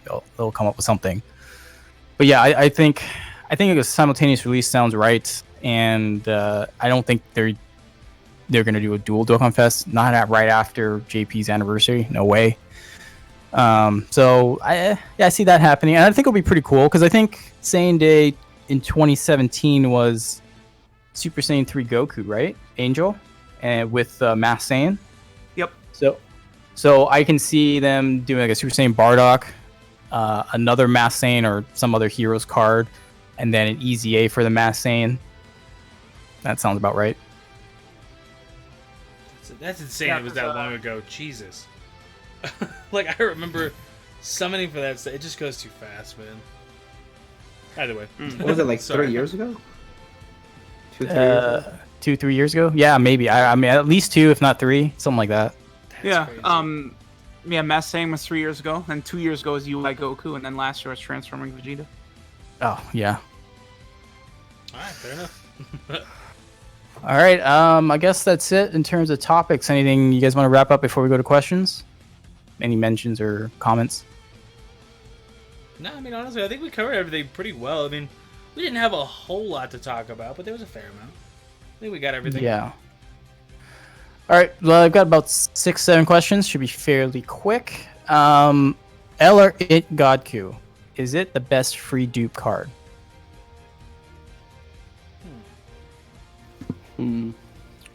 That's definitely not my top. I don't even have him. Yeah, I would say so because at free dupe, he gets 5 dodge, but he gets high chance of dodge and crit. Only thing he doesn't get is an additional. So, I mean, if you're on JP, you can give him a silver additional if you wanted to kind of fulfill that. So, like, once you do all that, then he can do everything. I am leaning heavily towards saying Kale and Khalifa are the best free dupe units still. Additionals, dodge. Yeah, I could see that. And I mean, he's not he's restricted. right up there, maybe number 2 though. I would say that I felt like the fusions got like exponentially better with dupes. Like they're so much more impressive. Yeah. In them. Absolutely. All right. I mean, with the equipment stuff, even now, do you guys still think that, or I guess you can't really use some equipment? Well, the only without equipment you can't dupes. use is the Yeah. gold one because you need 2 dupes for gold. But Yep. you gotta get the unit to SA10, obviously. So you'll get the silver unlocked and you get bronze unlocked because they're already TUR, if not LR. So with equipment, yeah, I mean, it's kind of a toss up at that point. Then I think it depends on your equipment and everything. Yeah. and then that all, of course, is all based on RNG. Which, dude, you know what they should do? They should put random equipment in the Baba shop, and you can let them use Baba points to buy them. Like, Yep. That's how they should do it. I'm not saying that because I have 66 million Baba points, but I'm just saying, like, it'd be nice. What's interesting, so the Whis event does go away on the 3rd, so it'll be interesting to see what they do with it at that point. Yeah, I think what Garrosh said was he was thinking, like, it'll be, how the weekends right now is, like, all the orb stages are open. So it'll be orb stage every day, Monday through Friday, and then the Whis event on the weekends. But that's really terrible because it's still RNG. That's the problem. Like, you could run that, if it was just the weekends, you could run it for 3 months and get absolutely nothing to use. Yeah. You know what I mean? So they need to find another way to introduce it. And like you said, with the potential orbs, it took them a while to introduce them. I imagine from here on out, if we hit top grossing, they'll throw some equipment at us. Specific ones for, whatever color typing. If it's like if it was Vegeta and Gogeta, they could have given us SGR, bronze, silver, and gold. And the gold is so valuable because it's usable, and the silver too because they're usable on everybody. So you don't. Well, I mean, the silver is actually still typing, but the gold one isn't. So you could grab like a crit one, or they give you a dodge or an additional one, and then you could just throw them on any other unit you have. Like, that would be super valuable. So yeah, top grossing, or I think on global when it comes, it'll be in the Pilaf's Trove. I mean, how do you not monetize that? Something so limited. Yes. Right, so sorry, global. But yeah, I don't know. They need other ways to implement equipment, and that's my issue. Is like, it's just because it's all RNG. If they just limit it to certain, like the weekend, or if it's still every day, you could run 2 weeks and still get nothing usable. So they're going to find ways to implement it. They're just time gating it, which is really crappy right now. Yeah. All right. I guess this is a crossover question. If Shallot ever came to Dokkan, what would he lead? Pappy Gals. Okay. This is way too He's a quick ladies' a man. reply. He was ready. I think transformation boost. That's actually a good one. Yeah. He just transforms, right? So he'll just be another one of those cards. That would be cool, yeah. I mean, yeah, you wouldn't want like pure Saiyans or something. Yeah, we don't need more pure Saiyan leads. there's a couple, there's a few in the game, I guess. Yeah, I mean that's really probably the best option. Transformation. That's it, and it's a good team too. Absolutely, with Cooler. Oh my god, yeah, it'll forever be a good team. Thoughts on the new mechanics for LR Broly and LR Rose? So orb changing for LR Broly, or like picking specific orbs for LR Broly for certain effects, and then for LR Rose, the whole key meter for per attack boost. Rose's is very, very broken, right? Like that's why he's so good, is because he's getting like a triple attack buff per key he gets or something crazy like that, basically, right? So, but Broly really adds a lot to the table. Yeah, mechanics-wise, Broly's going to be interesting. Because they gave him the entire gamut, right? Like, they gave him every single color orb, he has an effect. From here on out, you could see other cards being, like, having only two. Like, if you have an int card, then he'll, you either go for STR or you're going for tech, right? Like, they could put those restrictions on it, and that could be very interesting in how you play each turn, right? So, yeah. Yeah, I mean, and again, it's going to be interesting if they do ever decide to do. I think the next logical step, right, for like meta would be go from category to like multiple type leaders, and I feel like Broly, like that would be very good for them, because then you'd be able to probably get like some different orb changers on there with them and stuff, and then you could really like, depending upon what type of orb changer it is, like they change physical orbs or AGL or something like that, like you could really like lock yourself into what you wanted that Broly unit to be, right? Right. So what do you think you'd have? Do you think like a standard SSR like Dokkan Fest would be like 2 colors, and then an LR would be like 3 colors? Or do you think it would just... I feel like 3 would probably be too much. Yeah, it'd be like busted, right? So I mean, what would you do? Yeah, way change too it? big. Would you just have they'd both boost 2 colors?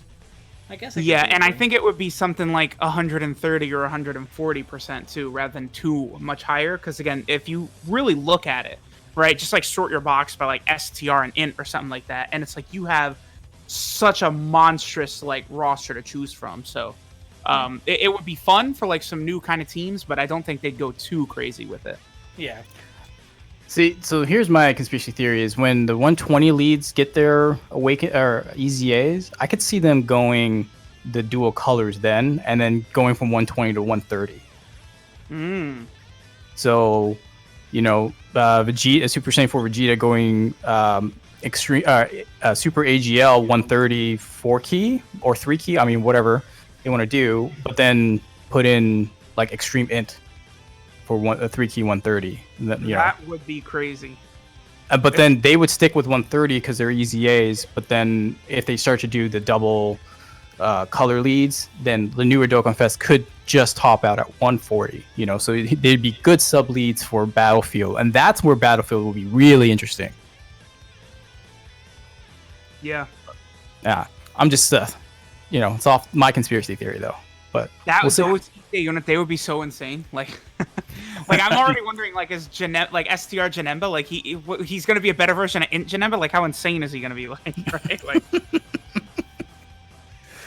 oh man, yeah. Or like Int Gogeta, like some of them like are just gonna be so nuts. Like, it's gonna be another one of those things where they're barely gonna do anything to them, right? The stats buffs, and then maybe give like Goku would get defense, Janemba would get like defense to his passive, and like that's pretty much like all they would do, I'm sure. Yeah.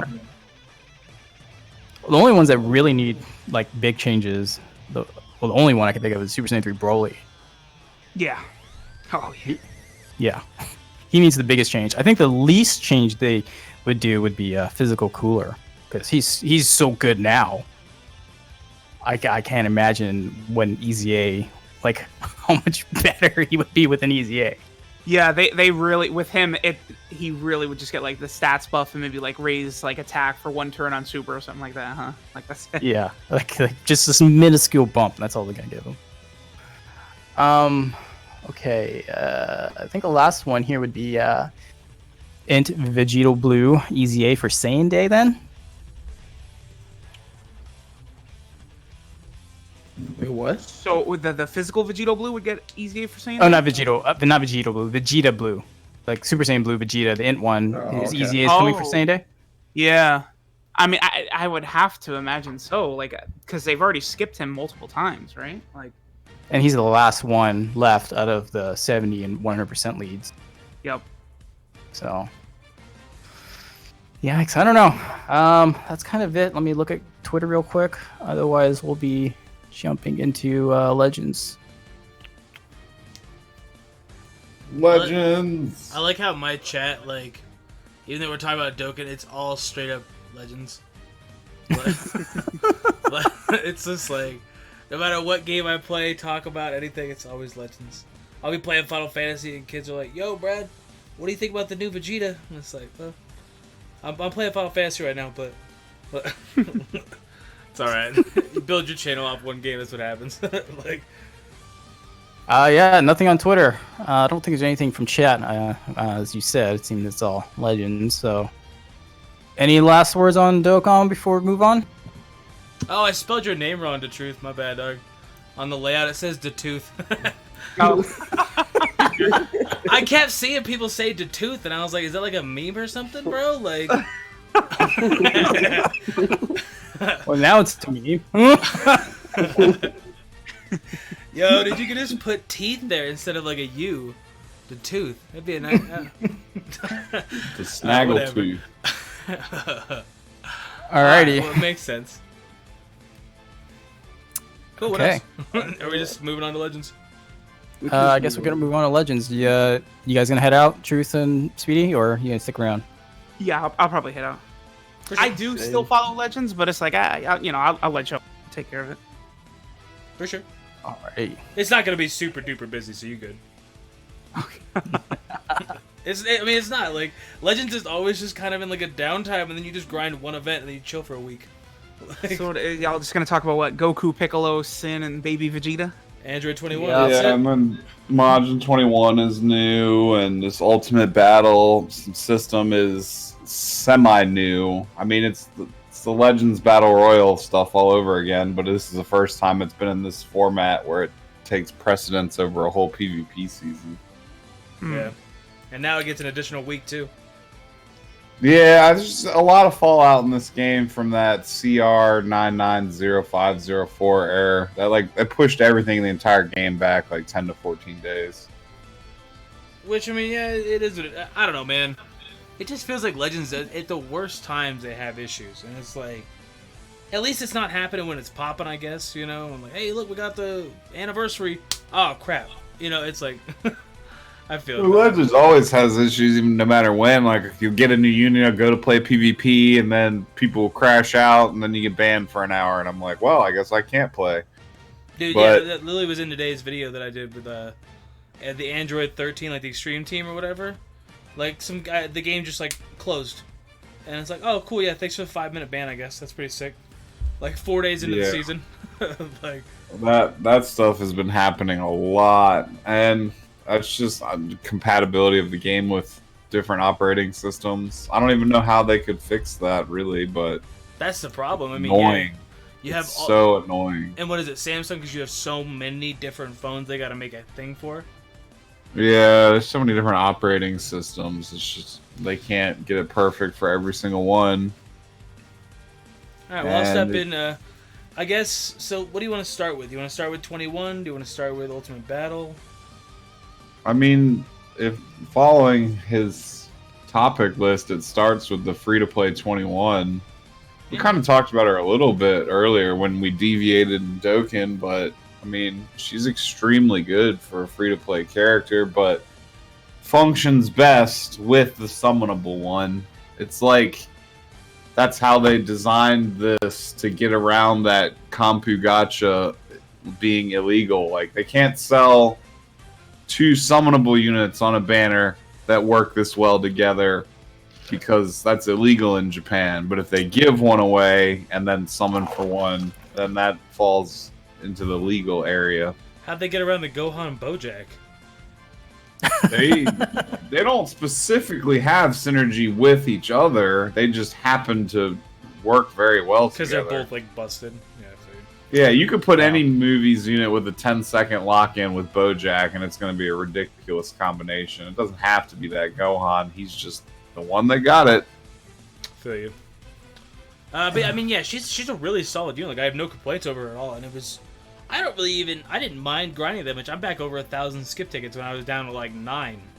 Like after I finished her, I got her to 6 stars the first night, and I still have like 60 skip tickets or energy tickets left. But for kids who aren't making daily content on Dragon Ball Legends and aren't doing all this stuff to have it, it's gotta suck. I mean, I could never keep up with this stuff. I can't even bring myself to grind. You gotta pick and choose what you want. Like, if yeah. you like Dragon Ball Fighters and you really like this character, then it's definitely worth Or you the time pulled the investment. summonable or whatever else. Yeah, I feel you. Yeah, and I mean, you don't even have to have the summonable one. Like, it doesn't specifically word anywhere in the free-to-play one's card, like, gives Majin 21 these passives. No, she gives them to a bunch of people, like, get the 3 of them that activates for regen, for androids, and for transforming warriors.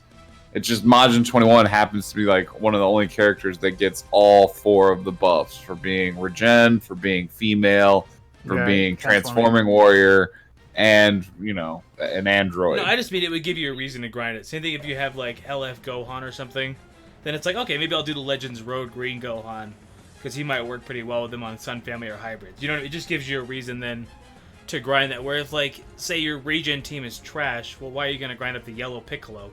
It's like, yeah, or if you already have Cell like Is 8 it or worth 9 it? stars, then Yeah. there's no reason for the yellow Piccolo at all, unless you just wanted. Like, I haven't actually used it in battle yet, but I built a team it's a sub regen team, but all it is Majin characters. Like, it starts with Fat Boo, and then the red Super Boo, and then Buhan, and then it's got Evil Boo, the EX, the blue one, and then Majin 21 on there. So it's just all Majin characters. I haven't used it yet, but you could use those characters for like little quirky sub builds, but there's no reason to really do it besides if you stand that character. oh, believe me, dog, I built my channel off quirky builds. I feel Yeah, you do all the mix and match up different Like- teams. So no, doing yeah, I stuff feel like- it. doing stuff like that is perfect for if you just don't want to necessarily run like the hyper meta setups and stuff. But if I was free to play, boy, I'd just be rocking movies. I wouldn't even care. I wouldn't even feel bad. Like, I would just be like, yeah, Gohan and Bojack, done. Yeah, and not that team specifically, but that's one reason why I don't personally have a whole lot of PvP content on my channel. Is because I find like 2 or 3 teams that I really like, and I settle in, and I just use those few teams, and I don't really have a need to. Well, let me try this team today. Let me try this team today. I leave that up to you. Yeah, and I make videos on like green extreme trunks, and like the comments are like, he sucks, and it's like, I know he sucks. That's not the point of the video, dog. Yeah. Like, I'm aware he sucks, dude. Yeah, you're not gonna use him over any other green hybrid. I understand, but it's just for fun, homie. Like, we're here to just chill. I can't always have hype. Like, if I could just make a video every day, I'd be like, hey, I got fusions today. Hey, tomorrow we got LOE. Next day I'm using movies, and then regen. Next week we're gonna do the same thing. So coming out on Monday, like, if I could do that, I would. But Yeah, that's why I don't do that, because it gets so stale just I feel doing the you. same things over and over again. Yeah. So that's why you gotta swap it up. Makes sense. Okay, so we can establish she's really good. Relatively annoying grinding method, but not the worst in the world. Like, I mean, rising okay, in battle's better. It's a But straight up resource sink. There's no other way to define it. It's just, here's the drain, dump your resources in, and get shit back. Like, Which is I funny agree. because we just got that quality of life update that upped the count for all of our skip tickets and and they're like, use them energy all. tickets. yeah. And And here you go. look, We'll burn them all. mark my words, this is a reflection of if they ever give us 5 more adventure slots to round it out to 10. they're going to do that same scuzzy stuff where you're going to have to farm more of the currency now, reflecting the fact we have more slots. So the fact of adding the 5 extra slots will be pointless. Like, what's the point of adding more of something if your inflation just makes it not worth having in the first place, you know? Well, yeah, if you scale the requirements to what the quality of life updates they give you, this might as well have been. It's very deceptive. Yeah. It's like we just took a giant step sideways, not forward or backwards. But it looks like we stepped forwards because you see bigger numbers on the screen. But anyone who does any type of math in their head on the fly real quick will be like, wait a second. I feel that. No, I mean, hey, we can agree. We can all agree Rising Battle's better. Like, 100%. Like, the Broly Fury was super dope when he came out. Goku Ginyu is actually fun. Obviously, Vegeto's absolutely busted. Yeah. He's an amazing... I mean, he tanks anything. That goddamn Vegito giving 40% to fusions and a type of... a good color for an LF, like... I agree with you that the character was good, but I'll be the devil's advocate here and say that I freaking hate doing those rises. Dude, I hate doing them. I'm playing the same boss 100 times. It's like every time he's just incrementally, just that tiny bit has more health, and it takes you 2 extra seconds to kill him every stage you move up. But at least it's not just clicking skip rather tickets. Just sink skip tickets. You know, I actually kind of agree with you. I lied, because the other day I was watching like a movie while I was doing the Android 21 one, and I can't do that when I grind the other ones.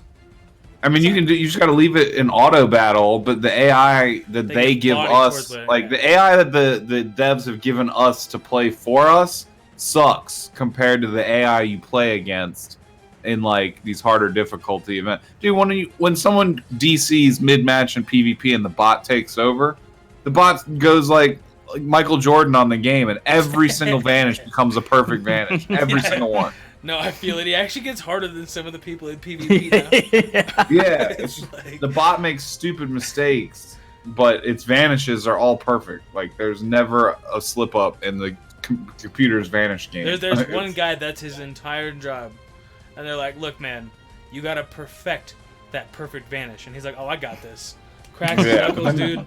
He's like, "Don't the AI they give us They'll to turn on for auto battling will just sit there with a full hand of cards and just kind of like float around, throw a tap blast, and then the enemy will vanish and it'll fall for the bait, but then it'll just get hit anyway, even though it baited the other AI successfully. It just stands there and does nothing. So you can do it that way, but the time is gonna go up. Like I'd rather just sink all the skip tickets into the stage like they have for this event, with a quality of life update of being just somehow they have to reduce the amount of menus you got to click through. Yeah, just let me use like 100 skip tickets at a time. That's it. Yeah, like it would be that, or they could just like somehow integrate like reusing the next 10 skip tickets and using 10 energy like refresh at the same time. So I don't have to like go in, refresh my energy, then go back, click on do the stage, then scroll over to 10 skip tickets and then complete it. And then repeat that over and over again. If they could like combine those 2 sets of menus into one, it would that would be a huge difference. That's what I'm doing right now. I'm doing. Yeah, now I'm literally back up to 2,000 skip tickets because the monthly missions give out a crap ton of skip tickets, but they don't really give out that many energy tickets. So I'm gonna, I guess, burn what I got. I'll still have like 1,200 skip tickets left by the time I'm completely out of energy tickets. I'm just gonna get her to 7 stars and stop. I don't think you need to go above that for her. With 9 stars where she gets a huge stat increase. Okay.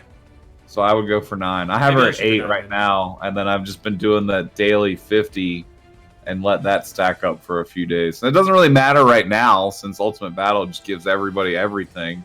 So I would just do that daily stage until, you know, it gets down to crunch time and you're like, all right, this is what I have. Get her to 9 star.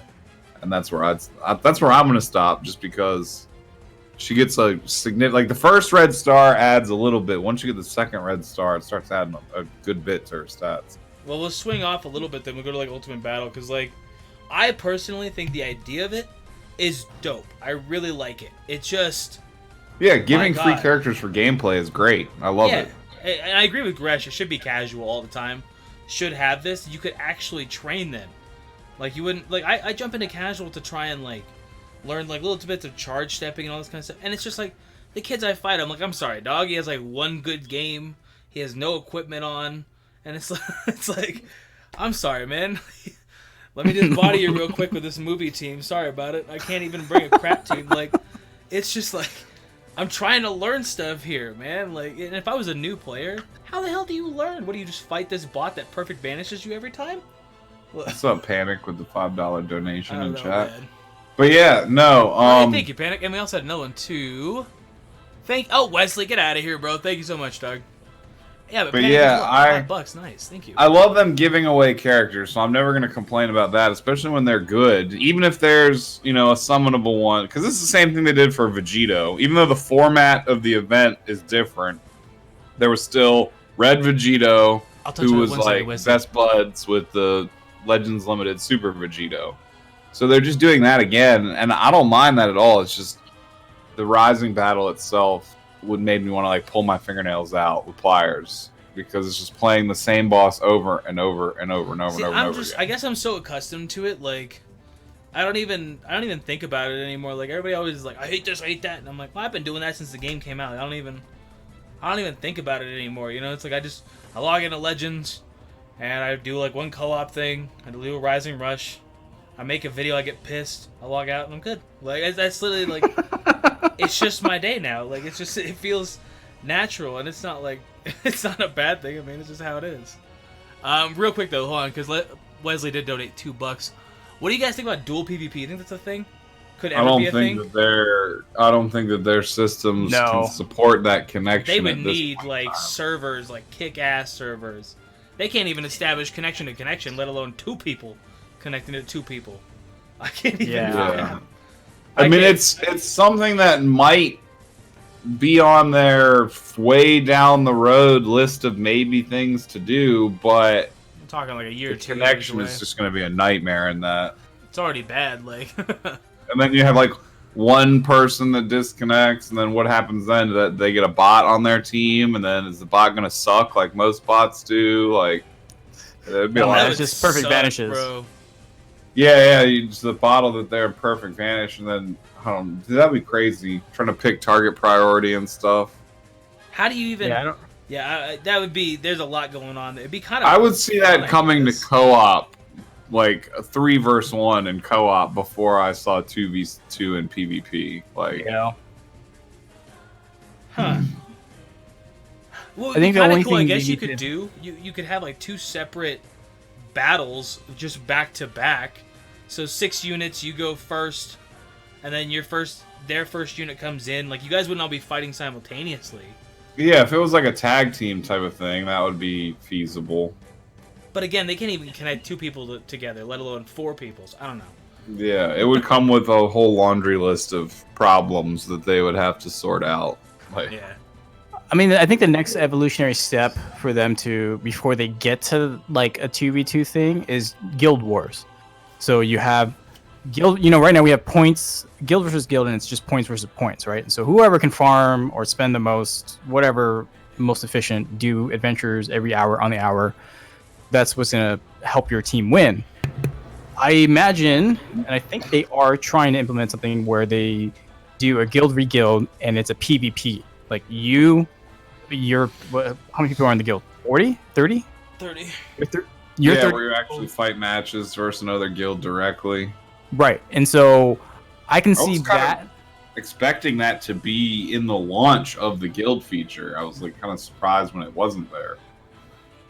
Well, I think guilds are weird. They're very, I don't know. I want to say grind heavy, but not really. Like, I could feel like I could grind infinitely, and if one person slacks off, it makes my grinding useless. It's also something that's in the game that's such a passive system that you could forget about it even being in the game, and your gameplay experience would literally not change in the slightest. Yeah. It doesn't really work. Is the rewards. That's it. Your guild rewards. But they come so infrequently that I didn't even know I had like 300 coins until I was like, oh. Yeah, and just use that to buy a whole fat stack of skip tickets to then reinvest into grinding 21, and then it's all gone. Well, I'll be the first one to tell you, I got my EX Broly from 4 stars to 6 stars using just those coins. And I think like What, for the little 30 stacks? Yeah, 1 or 2 of the dailies. And I mean, we had like 700 guild coins. But that's, I mean, we have a special guild. It's not like we're kids that met on Facebook and, you know, whatever. Oh, we play occasionally here and there. We would have nothing with that. You know what I mean? Yeah, yeah. So it's like, I don't know. Yeah, the guild system is if they introduce PvP wars, you know, weekends, slots, dedicated times, or dedicated number of matches per person in the guild, then I think that would be a whole other variable to make guilds more interesting. Because as it is right now, is like you said, it's just a passive thing. Everything you do adds points, and so honestly, you could just get rid of guilds onto itself, and nothing changes. Yeah, I feel like they need to do some gameplay and quality of life stuff with the PvP screen itself. Like a lot of people were saying, like, all right, basically right now they're using this Ultimate Battle as a test platform to try new stuff with the game, and of course to be the first like entrance of the new system, they went with something we're all pretty familiar with, which is the Battle Royale format, because we've seen that twice now already, or 3 times if you include the EX one also. So they went with that first, but they're going to use this mode to be a test platform to try new gameplay mechanics while alternating between the core gameplay mechanics that we're all used to. So that way, in the future, they can, you know, try matches that are different, or they could also, like, for Battle System 2.3 or whatever, you know, the next battle system change, they could try it in Ultimate Battle first and gauge the community response to it to see if those changes, you know, got a positive or a negative response before they implement them. So I have a feeling they're going to use this as a test platform for a lot of stuff that we may or may not end up seeing come back to the game in the future as well. So, to me, I feel like what we need, I'm fine with a casual, but a casual needs to be what we have right now, the Ultimate Battle. I think that'd be really cool, and you could just train. It means nothing, it's just for fun, so on and so forth. And you have your ratings one, you know, where you actually play to play. And then you have a separate one that could be these fun, hey, it's only a hero extreme battle royale. It's only an extreme battle. I agree, and that's what I was saying back to with Like, quality of life on the actual PvP screen. They take those 2 buttons that say casual and ranked and make 4 buttons there that say, like, casual, the rating ranked match, the ultimate battle, and then, you know, they could do quirky other, you know, unranked modes. Swap it out from different stuff. Make a, what's it called? Like a raid boss. Stuff like that where everybody can jump in and fight it. You got 20 people. Really, you said a heroes only mode or EX only mode or 1 sparking, 1 EX, 1 hero per team mandatory build setup to enter. Yeah, like that would be super dope. And if you just separate ratings battles from all this other stuff, and all I gotta do is grind it 1 time in the season, and then I can just jump in and have fun on a separate mode, dude, I'm down. Like 100%. Like that would be amazing. The problem is, obviously we make videos. That makes it tough as well, because you want to grind, but you want to make fun videos and whatever else. So that makes it a bit tougher, but it's really hard to just have fun with it when it's just so compressed into this one thing. And it's like, sometimes I just want to play Legends and I don't want to be super duper competitive. You know what I mean? Oh yeah, it was worse. Yeah. As soon as you get to like rank 52, it gets worse because every single match going in, you know, is going to be like a try-hard, sweaty match. No, dude, it sucks. Like, yeah, because it's like, once you reach, I think like 43, 44 is where I feel the massive change of just like, holy crap. Like, it just, over one match, it'll just shift, and it's like, cool. That is a Zenkai 4 boo. You know, it's like, how's it going, man? Let's do it. Like, I'm using Extreme God Key, so I lost. Like, it's just, I don't know. That it would be really, really, really dope if they tried a couple different things, and it just feels stagnant. And rewards, let's not even talk about rewards in PvP. It's like, bro, we need some kind of... We're getting to a point now where it's like ridiculous that... Yeah, I don't understand. It's like PvP is their main focus of the game. It feels like they should spend some more dev time kind of fleshing it out a little bit. I mean, I know they don't have like a huge team and the game is functional already, but they're making money and might as well try and innovate. And I think they're starting to do that now, but the process is a little bit slower than I feel like a lot of the community would like to see. Well, they're focusing on weird things. Like, Like, once we get fully fleshed out, 20, 30 Zenkai units, and you can actually pick which ones for your teams well, probably 10 or 15. You can pick which ones for your teams you have, and you can do what's fun, this and that, whatever else, not chasing them all. It's going to be a whole different type of meta. Everybody's going to have at least access to one of them, instead of just like, oh, I only pull Goku Black twice, whatever else, some people just have bad luck with that. Whereas they pulled this unit 15 times, or whatever else. Everybody's game is different. But once we get everything, they just make a couple changes. The sooner they make them, the better. Even if it impacts kind of negatively, it does weed itself out. Like, think about how the game is now compared to launch. Like, it's so different. I mean, honestly, and that's... Obviously, your boxes get better, and we've played every single day since launch and whatever else, but it's vastly better. So it's like, as long as they make some innovations, then they can tweak it. I don't mind. Just try something different. You know what I mean?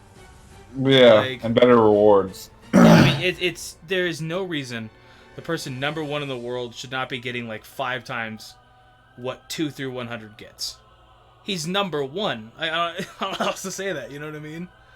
Like, yeah, or at least just stagger it a little better. Like, he doesn't have to get something extreme, because the crazier the reward is at the end, like, if it's super insane, there's gonna be a fuckload more cheaters trying to Well, I agree with that. like, cheese their way to the top. But there should at least be definitive tiers where, like, number 1 gets 3,000 CC, everyone from 1,000 to 3,000 gets 2,000, and then everyone else get 1,500 all the way back to like 75, 100th place, and then the rest get 1,000. Yeah, no, I can agree. Yeah, it needs to just be not just so cut and dry. This guy gets this, all 9,999, and you guys, y'all get the same. Hopefully you enjoy it. And it's like, bro, like last PvP season, I have never been. I mean, I still work. It's like I got out of work and I was like, all right, I'll grind. And I spent an hour and I won like 16 matches in a row. And I was at 10,500 RP and I wasn't even scratching top 10k. Like, I still needed to win like 3 more to even get into it, and I ended off at like 9,700. And then obviously they banned. I think I ended off actually at like 9,100 because they banned like 500 people. Because it's just how people are. Like, they gotta be dope like that. But it's just... Oh yeah, every season they start up again and try it all over again, and I just don't understand why. Like, so they can brag to their friends for a little bit while the season is active, but then you never get the rewards anyway, so what's the point? I mean, there's gotta be that one kid that's gotten the rewards every single season and he's telling people to do it. Like, he actually knows how to cheat, Like, instead of just making it super duper obvious. Oh yeah, those ones that'll actually play out half the games legitimately and then cheat on the other half so they don't collect enough reports to potentially get reset. I'm sure someone out there does it. Well, the ones that are funny is when they're actually like a good player, they have a good team, and it's like, what are you doing? Like, I don't just play a different game. I don't understand. Like, yeah, I forgot who his name was, but back when Bebop was in his height of career playing this game, there was someone on the leaderboards that was just known for being a good player, and they'd play out their matches and then win, but every time they were about to lose, that's when they would DC and do the auto win. Yeah. So, if they won 75% of their games and then only cheated on 25% when they were losing, the odds of them getting banned, it would take longer to detect basically than if you were cheating in every single match. Like using a level 1 Goku and just auto, those ones I don't even understand. At least level units up, put equipments on, make it look legit. I don't understand. Like, you're literally just be like, I'm just gonna get banned. It takes you like 30 seconds. You could just make a BS team that would look like a real team. And it's like, yeah, those are the people that just give zero crap about it. Like, what's the point? I'll never understand. Obvious. I'll never understand. Yeah, just to expand on your point of like more types of PvP. I mean, other games I played, and I play a lot of gacha games. When they do PvPs, they do like each week there's a buffed character or buff list of buffed characters. So I don't know why Legends doesn't do that, because what that did was it made a lot of different team compositions. You could go monocolor, you could go dual color, you could go. I mean, in Legends, it's categories and stuff like that. So, And then the counterplay to that too is also in theory crafting. How do you counter these buff characters? So like I would like to see a game mode where there are legitimate huge buffs to extreme units and hero units. So it would force you to play with those and come up with different team compositions. And rather than, okay, I'm just gonna take my Gaiki team. I'm gonna take my Zenkai 7 Buu regen team. Like that's it. You know what I mean? I agree. No, that's where I just came up with that idea on the fly, but it'd be really cool to restrict a match to like one sparking, one EX, one hero, like a mode like that, where you have to use, one of each. They're going to need to jump back on adding more hero units to the game if they wanted to do that, because we haven't gotten a new hero unit since Nail. But that would be, like, it would give those characters, other than Shallot, a reason to exist. Because right now, there's no reason for any hero units in the game to exist other than Shallot and Hero Nail. Those are the only two that have any type of significance in the game. SSJ Purple Goku is D tier, so he's okay. Yeah. But still, that's one of those units that, like, I mean, maybe you'd use that if you were brand new, but even still, like, singling out that one hero unit when you're brand new and trying to get that one, even that's difficult. Like, dude, like, that's the problem. They need to just, like... They actually need to speed things up besides just banners. Like, they're really... Why is my music not playing? Oh, video's paused. Yeah, I'm still watching, bro. Like, come on. Sorry, YouTube's just being annoying. What's it called, though? They just need to speed things up because they're really good at speeding up banners. We know it. When they want to pump out some banners, dog, they're like, boom, boom, boom, here's your banners. But everything else, it's like, can you give us... Just give us 15 more hero units over 3 or 4 months. I don't care. It gives me something to at least pull that when I pull him, I'm like, yeah, nice. You know what I mean? It's like I'm not going to use Hero Nail that much, but when I get him, it feels cool because he's the only hero that I don't have at 14 stars. And he's got a reasonably good bench buff, too. Yeah, I mean, it's like if they would just do that, you don't have to make them uber viable, but a little. I mean, he's a little bit over the top at 50% at like 7 stars. That's pretty ridiculous for Shout. Like, if we got another unit to cover each of those... I mean, heroes would take over the meta with Shallot. Like, they would actually be running things. Yeah, put out another hero unit that does like 100% defense. Yeah, and it's like they would be literally running things at that point. Shallot giving HP to himself. You would just need just him and you win. Like, that's it. But, I mean, Shallot's a whole different topic. He's an amazing unit, but he's also very much like a... he's equivalent to a sparking for all intents and purposes now. He went 0 to hero so fast. I would have never thought he was going to be that good. Ever. In a million years. And I'm glad he is, don't get me wrong. Like, he's literally the character of Legends. So I'm happy with it. And I like him as a character too, but it's still, man. Either way, they need to speed some things up like that to just make it a little bit quicker. Nothing too crazy, but the sooner you do it, the more time you have for it to fit into the actual gameplay. And it's like you said, they're giving us the characters, but they need to give us more stuff to do with the characters. Yeah, it's like, it's pointless for me to... Like, even really and truthfully, Android 21, yeah, she's good, but it's like really on a regen team. You're going to smack her on there over a couple other units that you've had for 7, 8, 9 months. I get they want you to summon and get her to this and that. Is she that much better than other units on regen? You know what I mean? No. I mean, that's Legends' problem with every single banner, though. You get these God Key that came out, Godku and God Vegeta. Are they that much better? Hell no, they're not. They're good. And they're fun. No, a lot of them are just auxiliary, like side grades instead of upgrades. Yeah, and that's Legends' biggest problem is they release these units that it's like, well, he's cool, but there's no way in a million years that Vegeta is better than Goku already on God Key. You know what I mean? He's not going to be better. You could argue that Goku's better than Vegeta. Fine, the old Vegeta, Super Saiyan God, Super Saiyan. It's just when you release a unit that's completely behind another one on the same team, you're not going to get people to summon for that unit. You know what I mean? Unless there's something to do with that unit. So when you have things... Like, that's why I think Master Pack 2 was so successful. Because you had 4 brand new units that it was kind of like, okay, this... I mean, my dumbass jumped in, threw in 8,000 crystals into it, and I got all 4 of them, luckily. But it's like... All the banners that have been coming out recently that have done extremely well have been...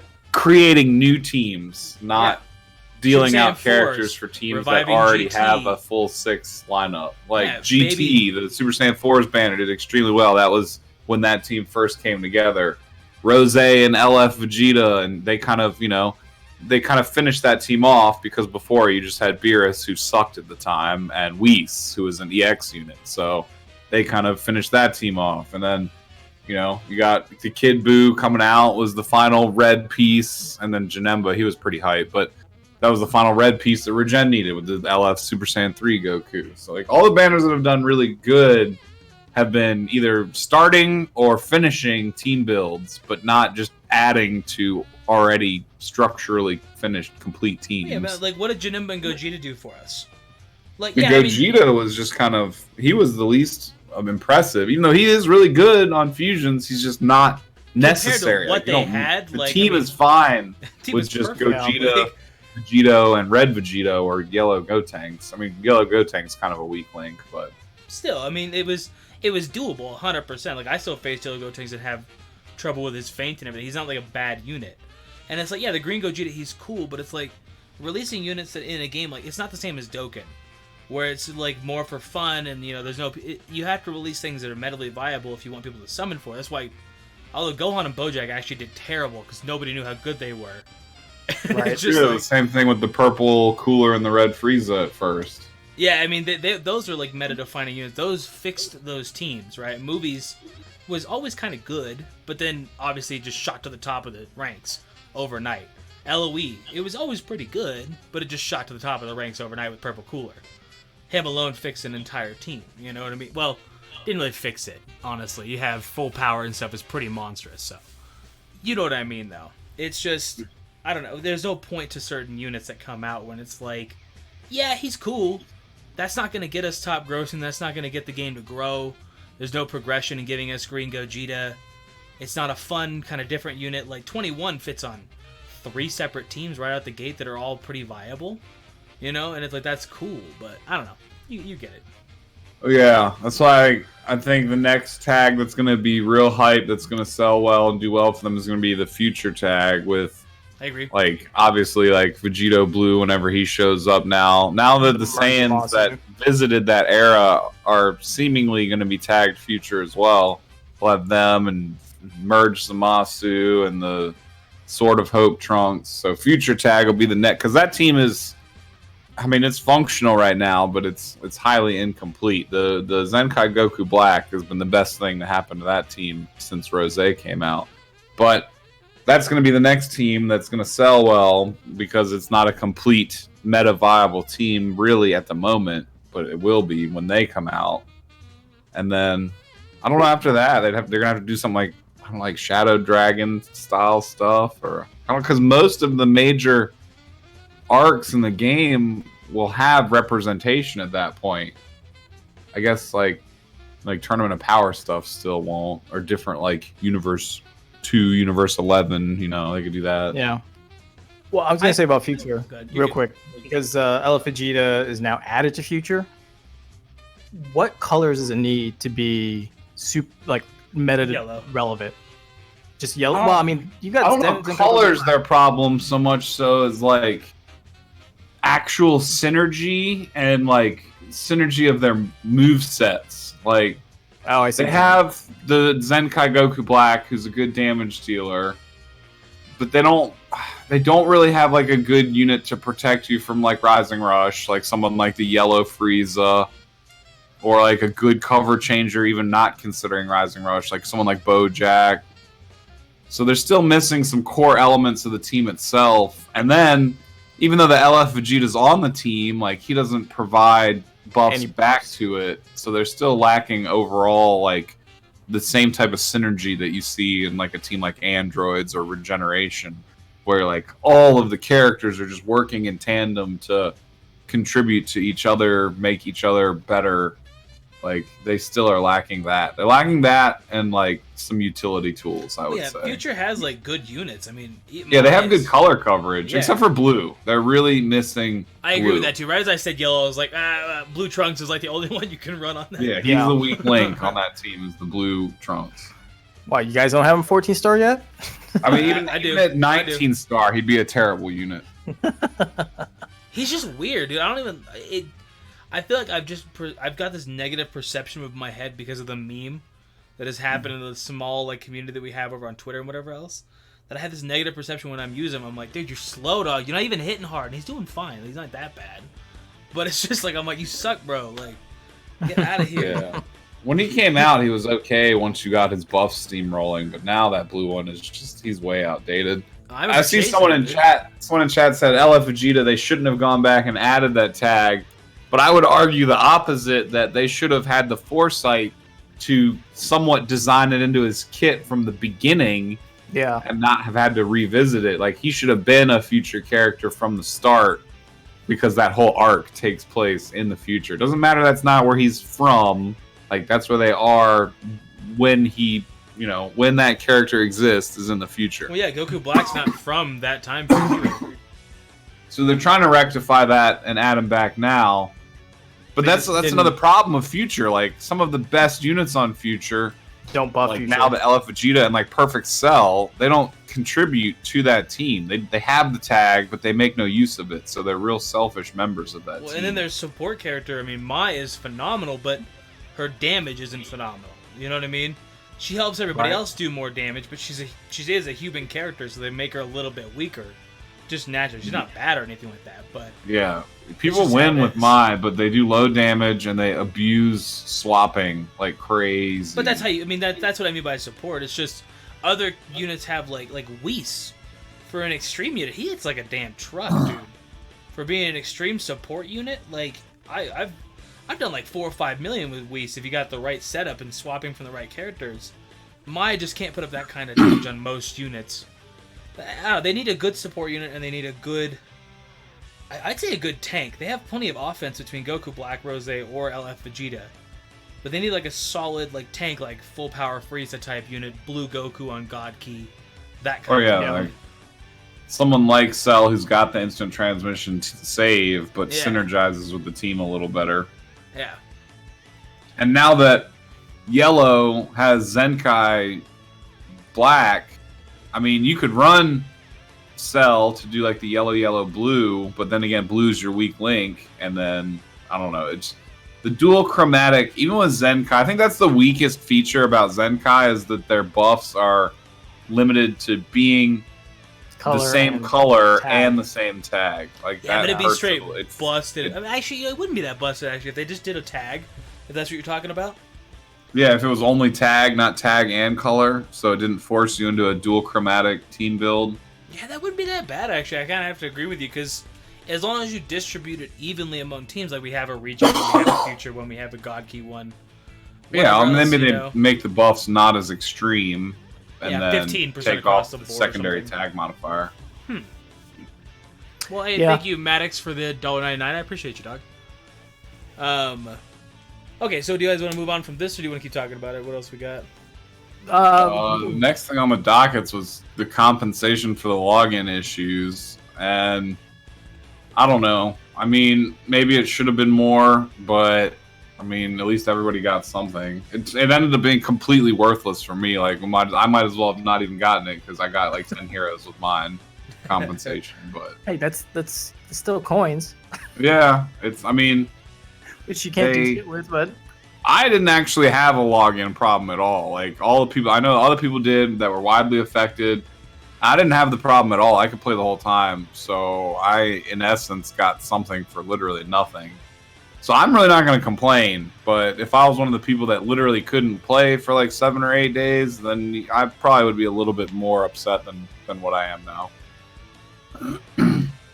I expected. Oh, God, you. I don't know. It's like 1,000 CC and what was it? The 10 sparking coins. Yeah. That was compensation. And then they also kind of threw us a bone with the Android 21 login bonus that gave out like 800 CC over, just like, or 700 or 600 over a week or something like that. And then the 5 guaranteed ones. Yeah, I don't see an issue. Could it have been more? Absolutely, could have been more. Should it have been? Maybe, but like, this is kind of in line what I expect from Legends as compensation. You know what I mean? 1,000 is pretty good for Legends, I have to say. If you don't consider sales, that's just like literally a free $20 they gave everybody. Right. So, to me, I mean, I know obviously everyone wants more. Who doesn't? But for what we got, I think it was fine. and I was affected because I couldn't log in via data. If I was on data on my phone, I would have to always use a VPN to get in, which it's a workaround, but I shouldn't have to use a workaround to play. Yeah, that would be really annoying to deal with. Yeah. So, anyways, Brad, what were you gonna say? I don't remember. I was like, even if they had given me 2,000 instead of 1,000 and I had 2 dead multis, I'd still be in the same exact state that I am right now. So reality wouldn't have changed in the long run. Well, the problem is people get way too caught up on that kind of... Like, I understand compensation 100%. Like, 1 or 2 days, we didn't really need anything. 7 days, hold on. Like, that is a bit much. 'Cause that messes up login. That messes up all this kind of... Like, you know, if you're trying to get consecutive logins and stuff like that. Like, I've missed, like, 1 day. And it was that 1 day where we literally couldn't get into it. And I would have missed that whole week there if I wasn't able to play on Wi-Fi or something along those lines. And not everybody has access to that, whatever else. We do live in 21st century, so it's pretty close to a lot of people, but not everybody, of course. It's just, I don't know, man. When you look at it, there's no winning with it. They can't give us 3,000 crystals or something. You know what I mean? They can't give us 2,000 even. That's double a PvP season. Like, that seems like that's a whole lot. I mean, imagine you were in Dokkan, and I guess if you couldn't log in besides on Wi-Fi, would they give you 100 stones? Would they give you 150 stones? We had 2 on JP specifically. No, I remember the 300 stone controversy. I was part of I had that. I had my account at that time. But then we had the Tech Vegeta Blue, AGL, Strength Rose banner, Dual Dokkan Fest banner, Christmas New Year of 2018. Wasn't there like a misprint on one of the cards or something? Right. So on the banner it was the TUR art and not sorry, the real quick. SSR Hey, Panic, art. thank you for the $5, dog. You don't have to do that. It's another $5. Keep your money, dog. You don't have to give me that. Thank you, though. So the point I was gonna make is they put on the banners you always see the SSR art because that's what you pull. Right? Yeah. They never show the TUR art because you'll get that later on. I remember this thing being right. So if it was the Super Saiyan 3 Broly art. There was the TUR one, and people complain because it's like we don't pull that card. We get the SSR one. They within like 4 hours of the banner dropping, they took it down. You couldn't summon on it for a little bit, and then brought it back up. But whatever stones you spent on the banner, I do remember that. They refunded it all to you. So if I spent 1,000 stones on that banner, so that's the equivalent of 20,000 CC. If I spent 20,000 CC on that banner and it was a misprinted sparking art, I mean, we don't have awakenings here, so let's say it's just some weird art. Yeah, like showed a Zenkai art instead of a regular art for some reason. Then they would have, because that is false advertisement in Japan, because this is the Japanese version I'm talking about specifically. And they have very strict gacha laws, so they have to follow it. Otherwise, they would get shut down. So they just refunded everyone everything they spent. If that happened on Legends, I would have got all my 20k CC back, you know? Yeah. So it's not the same, like, because we've never had login issues per se, but because I only play the JP version of Dokkan, they are very cognizant of any issues they run into because the game is so competitive. The gacha market is so competitive in Japan that you make one mistake, you're screwed. Your revenue drops, everyone leaves you behind. So they gotta be like, yo, pull and stay. I get you. Right. So Legends, because it's a global version, there's no specific JP and global, separate JP server, whatnot. It's a little different. So they have to take the mindset of like everybody, and that's the same concept with top grossing.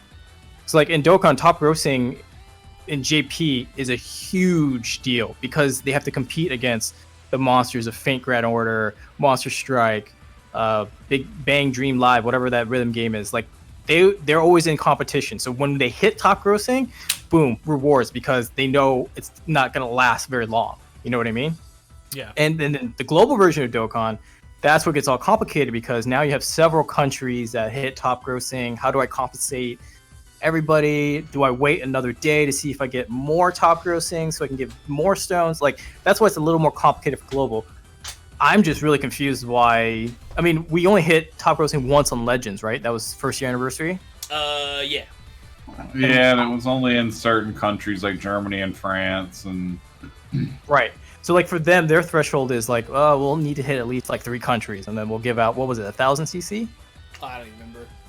Yeah, I don't remember either, but I don't remember either. They did give there was some acknowledgement they gave out something. It was either like 500 or I don't know. I spent like 45,000 or something during the anniversary, so I don't think it Yeah. mattered at all. Like, well, but like right now, I think this past week we hit top grossing, but it was only in the UK, yeah. but we haven't seen any compensation But for that's not or enough, any I guess, rewards to- for that. Huh. Yeah, so the thing is like, I mean, this is another topic. I kind of dove into it, but I'm just saying like, with because Legends is a completely global game, they have to look at it from this perspective of how many countries are going to hit it. Are they the big ones? Like I think during Super Saiyan 4 we hit two of the countries hit top grossing, but they weren't like huge enough to, justify. warrant a I mean, response. Yeah. Yeah, or even an acknowledgement like, hey, we hit top gross. Here's like 200 CC. Like they couldn't do that. So like for them, there's a certain threshold they have to hit. Compared to like Dokkan, the global side of Dokkan, it's very comparable to that. Versus the JP version of Dokkan, it's just that one country, and that country is the gold mine gotcha market where if they hit number 1, they freaking destroy the competition, and so they definitely reward their players. Okay, I feel you. Can you hear me right here, by the way? I'm like kind of far away from my mic. Yeah, I hear Yeah, I you. hear you. Oh, okay, for sure. And I agree with what Panic's donation said earlier too. I've said it a billion times already, but they need to update the Z Metal shop. Yeah. It's just that's the whale currency, and there's nothing viable in that shop. Dude, so. if they had like what's it called, the multi-Z powers in there, even if it was like 10 for 1,000 or something, you know what I mean? I would suck ass going through each individually, don't get me wrong, but but it would be dope to do something with it. I mean, I don't want just equipment. Like, it's just, That's where the legendary finish Z powers should show up. I mean, they should, yeah. Yeah. We talked about that last week or 2 weeks ago. Charge me 150k. Give me 100 Z power towards one of the LFs. I don't care. You know what I mean? Out of Yeah. curiosity, how many Z medals do you guys have? I have like It's like longer than me. I have somewhere near 350 to 400,000. I have to look. Hold on. Let me check. I think last time I checked, I was at 8. 800? I'm at 912. Okay. Yeah, you're a little past me. But I do use them pretty frequently nowadays. I'm at 537,000. Yeah, I think I had like 450k. Yeah, and I did go through quite a bit and get equips at one point, but that was like 4 months ago, you know? Like, I think I burned through 200,000 like 4 months ago, and then it was like I never wanted to touch equipment again. I was just like, equipment it's one of the coolest things and one of the worst things. Like when I do Ultra Space Time Rush, that's one of the few things that makes that fun is there's no damn equipments. Like, Yep. the game wouldn't be any different if there was no equipment. You would just do less damage. I understand customization, but the problem is it's not just customization, it's monetization now. Like, it's straight up trying to get the Chrono Crystals out of my pocket to power up these things when it's like, bro, you already have 18 ways to get these CC out of my pocket. Just let me have, like, I don't know. You get it. What if they Yeah, it'd be use, cool like in that Z Metal shop if you could buy equipment that was already like pre-rolled and like buy an S version of it, or buy a Z version of it for even more. Well, I was gonna Yeah, say, it's what, streaming. if they want to keep re-rolling equips in, why don't they let us use Z medals to re-roll equips instead of just CC and Zenny and that one eraser? Because they want you to buy more Chrono Crystals. And people I know, are but, obsessed with like- getting Zs. I understand, but I'm just saying like as an Oh, additional, it should be that way. Definitely. It Yeah. should be. like an additional Z medal dump, like a way to get rid of your Z medals. Like I would blow through that like crazy because I have 912k. I've only been playing for less than a year. Might as well. That's freaking crazy, bro. Yeah, you have almost 3 times the amount that I have. Well, a little bit less than 3 times, but still. Yeah, I know. There's nothing in that shop that you could spend 1 million of those coins on. It's just not even like there's just equipment and EX units. That's it. Dude, And let me now they let me have- buy. it's invalidated even more because now like PvP gives out these bronze coins that have pretty much like every equipment in the game and good ones too, like the platinum ones and stuff. Like, yeah, not like just random. Completely unnecessary to have the Z medals for that. I mean, I like another. I do like that though, how that equipment shop is back. That's good. They should keep that around. Yeah. The second we say that's good, they're like, "Oh, you guys like take it? it away. It'll come back in a couple weeks, or a couple months." Like, that's literally how it goes. Look forward to June. Like, that's literally how it goes, dude. Yeah, it's like don't make me farm specific events that go away and don't predictably come back for months at a time to get this one piece of equipment. Just make me get a currency and let me buy them. Put them all in a shop. That's a much better move than having them tied to specific events. I do feel like they're gonna do something good with the Z Metal shop. I just don't know what. And I don't know. This game has got like, it's the textbook definition of the long game. Like their plans are not unfolding at any type of fast rate. They're like a supervillain planning like some 10-year takeover or something. No, yeah, I mean, and it's like, and they could do it if they did the little quality of changes that we talked about. Just little tiny stuff here and there. Doesn't have to be anything massive. Give out some free units here and there that are viable. Make some units that are just kind of fun. You know, give us aesthetics for purchase. Spend 99 cents, you get a different costume for your Gogeta or whatever else. All this kind of stuff, they could kill it. I mean, obviously make your game work on PvP. Maybe, you know, don't have the app crash. I don't know, it's just a suggestion.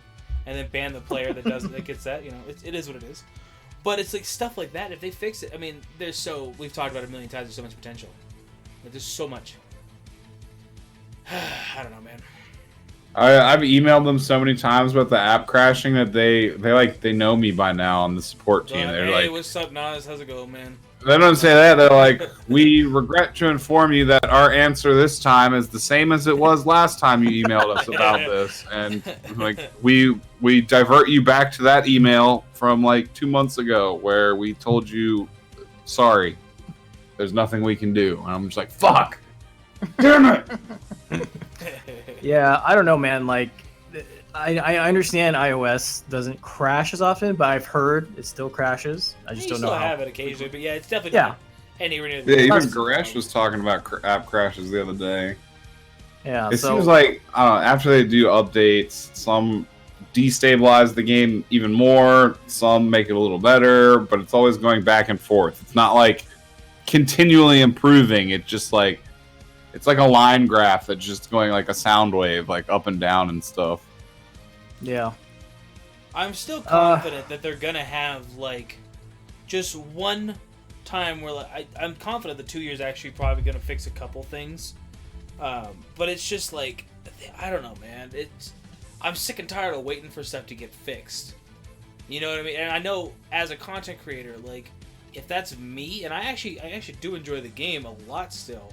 But it's like if that's me as somebody playing and making content and having people watch it, whatever else, I don't think I'd play as a free-to-play player.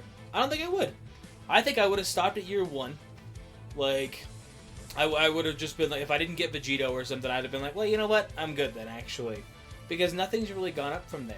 Like, it's gone up, and then down, and then up, and then down, and oh, whoa, whoa, big up, and then big, big down. And it's like, it's just kind of, I don't know. It'd be tough. Yeah, they definitely... They are taking steps forwards and backwards at the same time, a lot of the time, for sure. All the time. And it's just I think the only thing we haven't covered on the agenda is the V-Jump for Piccolo and Goku, and then the Ultimate Battle Mode in general. I mean, I talked about how it was a test platform. I personally like it. I mean, I like the fact that it allows them to do different stuff.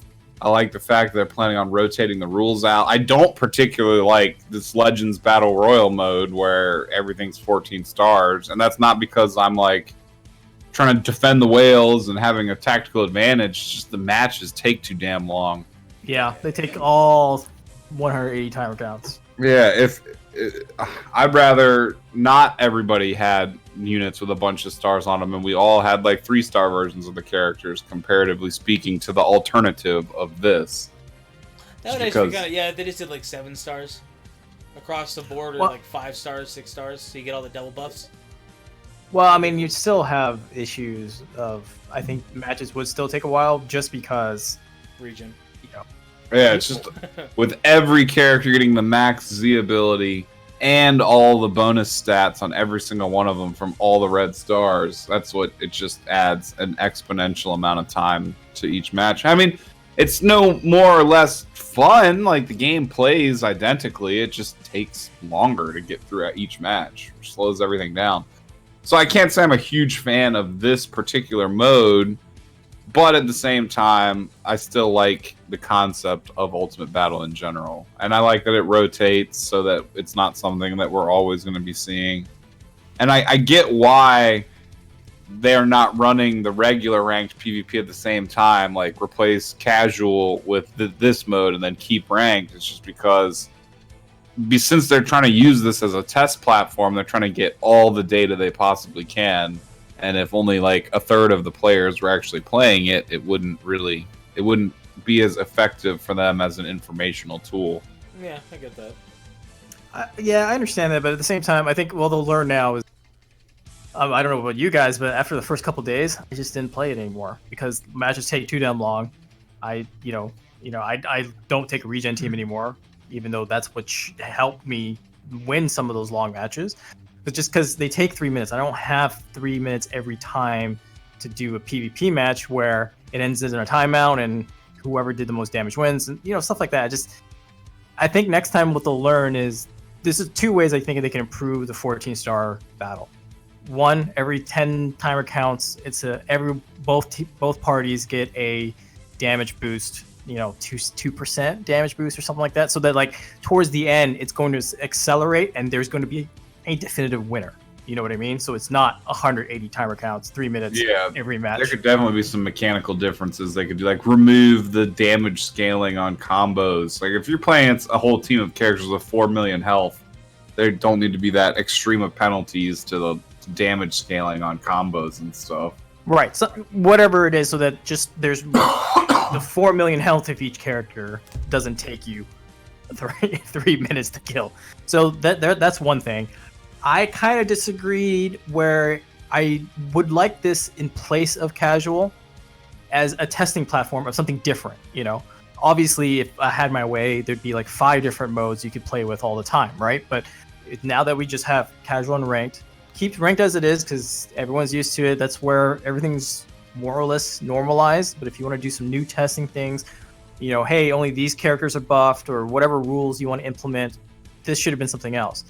The way to get to get your data though, to make sure people actually play that, is to incentivize it. Yeah, I've talked about that before. I'm sure you guys read in the chat, but it's like make it a reason for people to play. Like, hey, mission, do 5 of these ultimate battles. Here's another like 10 CC per day, and you only have to do 5.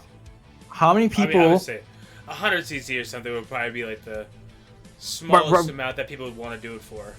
Sure, whatever it is, but let them know like, hey, this is a reason to do it, or hey, you'll get extra, co-op currency to buy Zenkai souls, or extra, and the co-op currency you can buy the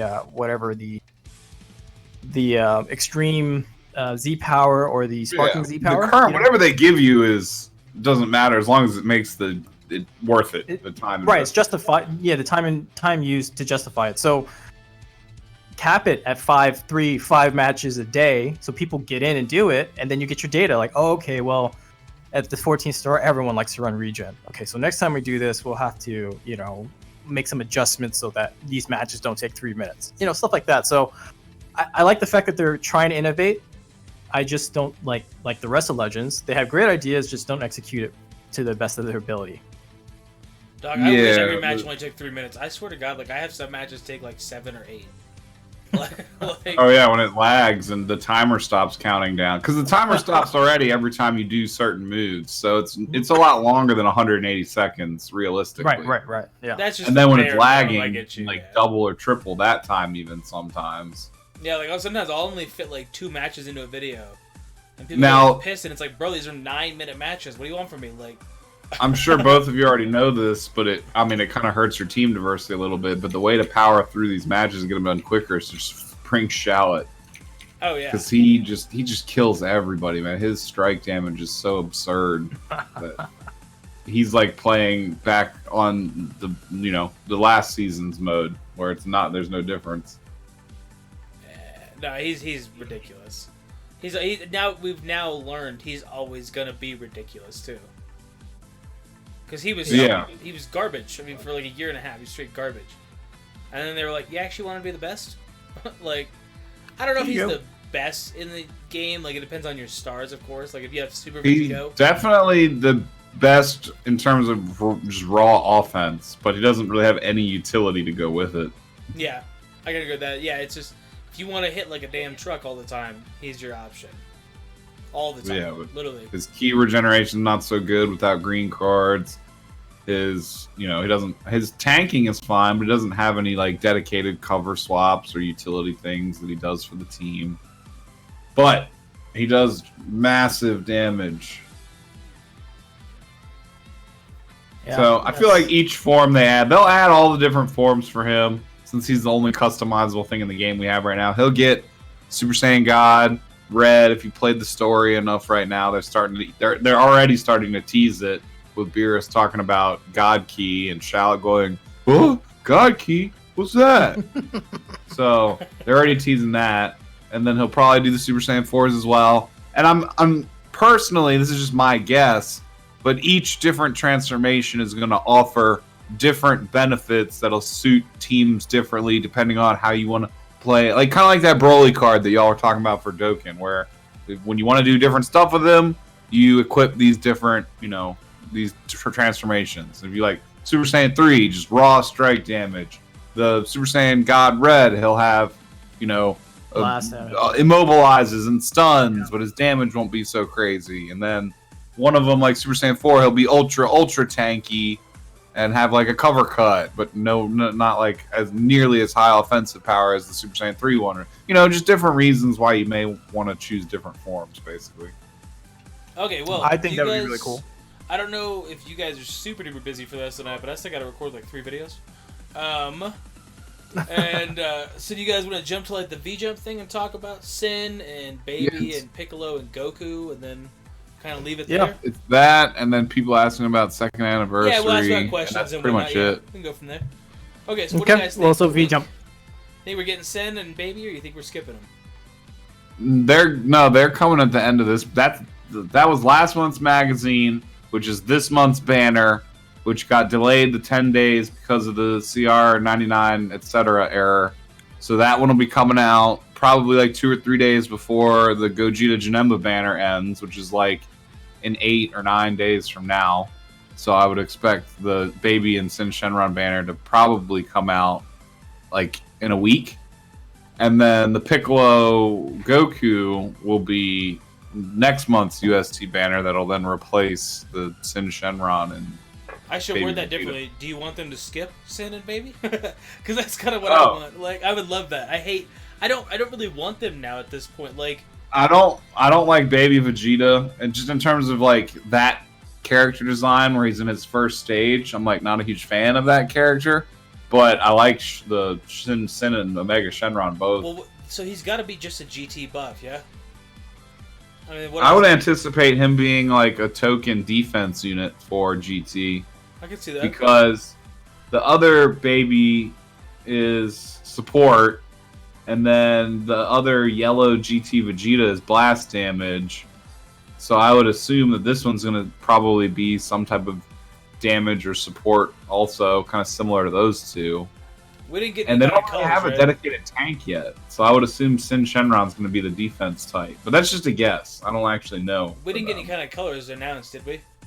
No, they never show colors in V-Jump. I know that for the Goku Piccolo one, I know more about that one. I know that Piccolo is defense type and Goku is support type, but I don't know their colors. And I know Piccolo is like I don't know if he's like an actual transforming unit, but he at least has a faux transformation where he ditches his turban and his cloak when you use his main ability. So that'll be a feature yeah, of and that then Gresh one. was saying it literally translates as like he transforms. Yeah, and that I held Google Translate up to it in my video, and it said like transforming unit, like, but is it going to be like an actual transformer unit with like the little red arrow, like, you know, like Super Saiyan Blue Kaioken Goku or whatever? Or is it going to be just like something that he does when he uses his main, but he's not actually considered a transforming unit? I don't know. But he will remove the cloak and cape, and his green card, I think, buffs his blue card damage, and I don't know if both of them have ultimate arts, but the Goku has that Bendy Kamehameha as an ultimate arts technique. I know that. I'm assuming Piccolo is going to have an ultimate arts as well. It seems like they're hyping up Piccolo to be the cooler unit on the banner, just with his, like, you know, super sparkly. Thank God, dude. special Region kind of unit. needs it, man. They've fallen behind. Like, Region they really need a good, solid yellow unit to cover Zenkai Buu. They really do. Yeah. They don't. Well, maybe not so much It's regen. sarcasm. It did say he's going to be a defensive and a sarcasm. regeneration unit, but hopefully they do more for, like, Super Warriors or something. Hopefully his primary Z ability will be like Super Warriors, and then maybe at 6 stars he'll buff regen To or something. me, I think it would have been a lot cooler to get like Dragon Ball, not Dragon Ball Z, Goku and Piccolo. I would have liked that a lot more to kind of buff that team up. I don't think we too much. Well, yeah, the need- Dragon Ball team is like non-existent Yeah, still. and I would have liked that if one of them did both attacks, one of them did both defenses, and just whip that team into shape. You know what I mean? Like, you chuck Bulma on there, something Bunny Bulma, and you're good to go. I think that would have been super dope. I like the idea of these two characters still, but if Piccolo comes out and he's yellow, and he's anti-Saiyan because he killed Raditz and Goku, and he's a transformation. I strongly doubt that Piccolo will be yellow, because there's already a yellow Piccolo in the game. There's already yellow, there's he's already free blue, grindable. and there's already green. So what do you think, Red? He's going to be the red or purple, I would say. I mean, I wouldn't think purple because 21 just came out, and red, but I mean, red's still covered by Zenkai Buu, so it's still not much fun to deal with. But Right, but they're gonna think about all the boos in the game, and if you build them on a team of boos, how every single one, the only boo conflict for color is Kid Boo with the EX Super Boo, yeah, and that's very recent. Yeah. and then Boohan and Fat Boo. Those are the only two color conflicts so far between the boos. So I think they would probably do the same for Piccolo, where they're going to end up giving him like pretty much all 5 colors. Because the only color that isn't represented by a boo is yellow. There is no yellow boo in the game yet. Okay. So I think they'll go with a 4th color for this Piccolo, if I had to wager a guess. Well, either way, I mean, still, you say he's anti-Saiyan and he's... Because I would think anti-Saiyan. That would make sense to me. You know, he has like a 40% buff against them, or his super attack does an additional damage because he killed Raditz and Goku. It just feels like something we don't need right now. That's just my opinion on it. I like the units a lot, and I think they're super dope looking. I like the transformation. I like Piccolo without his overall Yeah, and everything. it's just regen itself that's super strong. It's like they just went on like a crack binge boosting regeneration. And they're all like defensive and healing units too. I swear to God, if Sin Shenron comes out and he's regeneration, I'm gonna lose my mind. Like I don't think so. He'll be tagged as regen. I don't either. But I mean, really and truthfully, But Baby shouldn't have been either. Technically speaking, Cell he doesn't shouldn't have really. been either, dude. It should have been Majin and Namekians, and I would have been fine with it. But they just wanted to chuck all this other stuff onto regeneration, and it's like, think about what we've gotten. We got Baby, and then what we went straight into. Did we have Janemba after that? Yeah, Janemba only regenerates in his fat yellow first and they still form. give it In to his him. red and purple demon form, he doesn't do any regenerating at all. No, I mean like actual banners coming out in the game. And it's Oh, like, yeah, you're going. like, I was just going based off what we they went, like, actually do in the region to show. region to region to But yeah, region there's to that region. too. And it's just like that's been like 4 regeneration units with like 1 or 2 breaks in the middle, and a Zenkai unit in the span of 2 months. Yeah, they're bouncing back around between Saiyans, regeneration, and God Key, kind of right now. Those are the 3 that they've been. And when I say Saiyans, it's like the GT units. Yeah. And Well, Saiyans Gogeta. are always going to be a dominant force. I get that. Regeneration's a very weird type for me because it fits so many things. Like I said, if Sin does come out to be that, I'm going to lose my mind. I don't think he will. Yeah, besides like just straight up hard movies units like BoJack, pretty much all the villains have found a way to squeeze into the regeneration team in some way. Besides Frieza. That's true. Besides Besides Frieza, Frieza, yeah. man. No Freezes and no Bojack. But I mean, Pretty much Frieza all don't the even rest of need the it. villains. Eloise like just as good. Like, but Eloise a good team because it's like, it's so good in the meta. It covers an okay scope of characters. They have their typings down pat. Eloise actually like one of the perfect teams with Fusion. Like, if you have a stacked LOE team or a stacked Fusion team, you're pretty set for a while. I mean, honestly, like, regeneration changes so much, and this goes back, and they fight with Saiyans, and they go back and forth, and it's just like, oh my goodness, hold on, like, but LOE that's just LOE. They're all, that's it. They're just that team. You know who's gonna be on it. You know what to kind of expect their abilities to be. It's nothing crazy. But then they give us Android 21 who fits on 3 teams, and Cell who, I get why he's regeneration, but if you want to go that logic, then he's also a Saiyan. You know, whatever. You know, it's like if you want to take that logic, he's literally he should be Lineage of Evil then too, right? Like, I don't know. I guess the main question I have with LOE is who's going to be added next if they're going to add another character, or who gets the first Zenkai? They've exhausted all of the LOE characters at this point, besides like King Cold, and besides doing like alternate versions of the same characters. Like, we don't have Mecha Frieza yet. Like, besides Mecha Frieza, King Cold, and then like the Golden heroes Cooler variants and- of the yeah. characters, they've done all of LOE. Like, there isn't anything else. So, in terms of Zenkai, who needs it the most would probably be Chilled. the green cooler or chilled. Yeah, they Yeah, both I can see suck. Green Cooler. I can see that. They're both on the team and they're both bad. You'd never ever want to use them. So I they mean, would I would say probably Yellow be the... Frieza, but he already got a buff, so I don't know. Yeah, Yellow Frieza needs a lot too, as well as the Blue Pod Frieza could benefit from it also. Who But they also both- got buffed, but Will they're they still Zenkai not very buff good. Units? I think the Blue Pod Frieza would be the best because he would synergize with the Blue Cooler also, who is good, but it's just definitely showing his age. Like, Oh yeah, he's still solid, but he's only solid because he helps really, really good units. yeah, his swap support is top notch, Yeah, but that's the like, only reason his he's damage alright. is a little low. His defense is not the best. It's just his combination of support and blast armor that really still keeps him super competitive. I agree. I mean, if they still had the Recover Vanish with blast armor, he would still be really, really, really solid.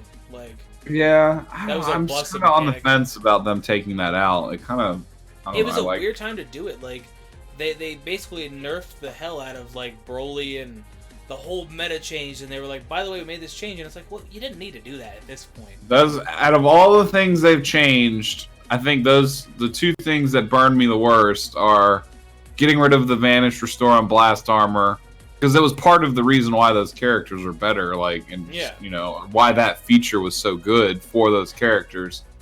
And then also the second one, oh man, now I forgot what it was. There's But- so much shit that happens in this game. I get you.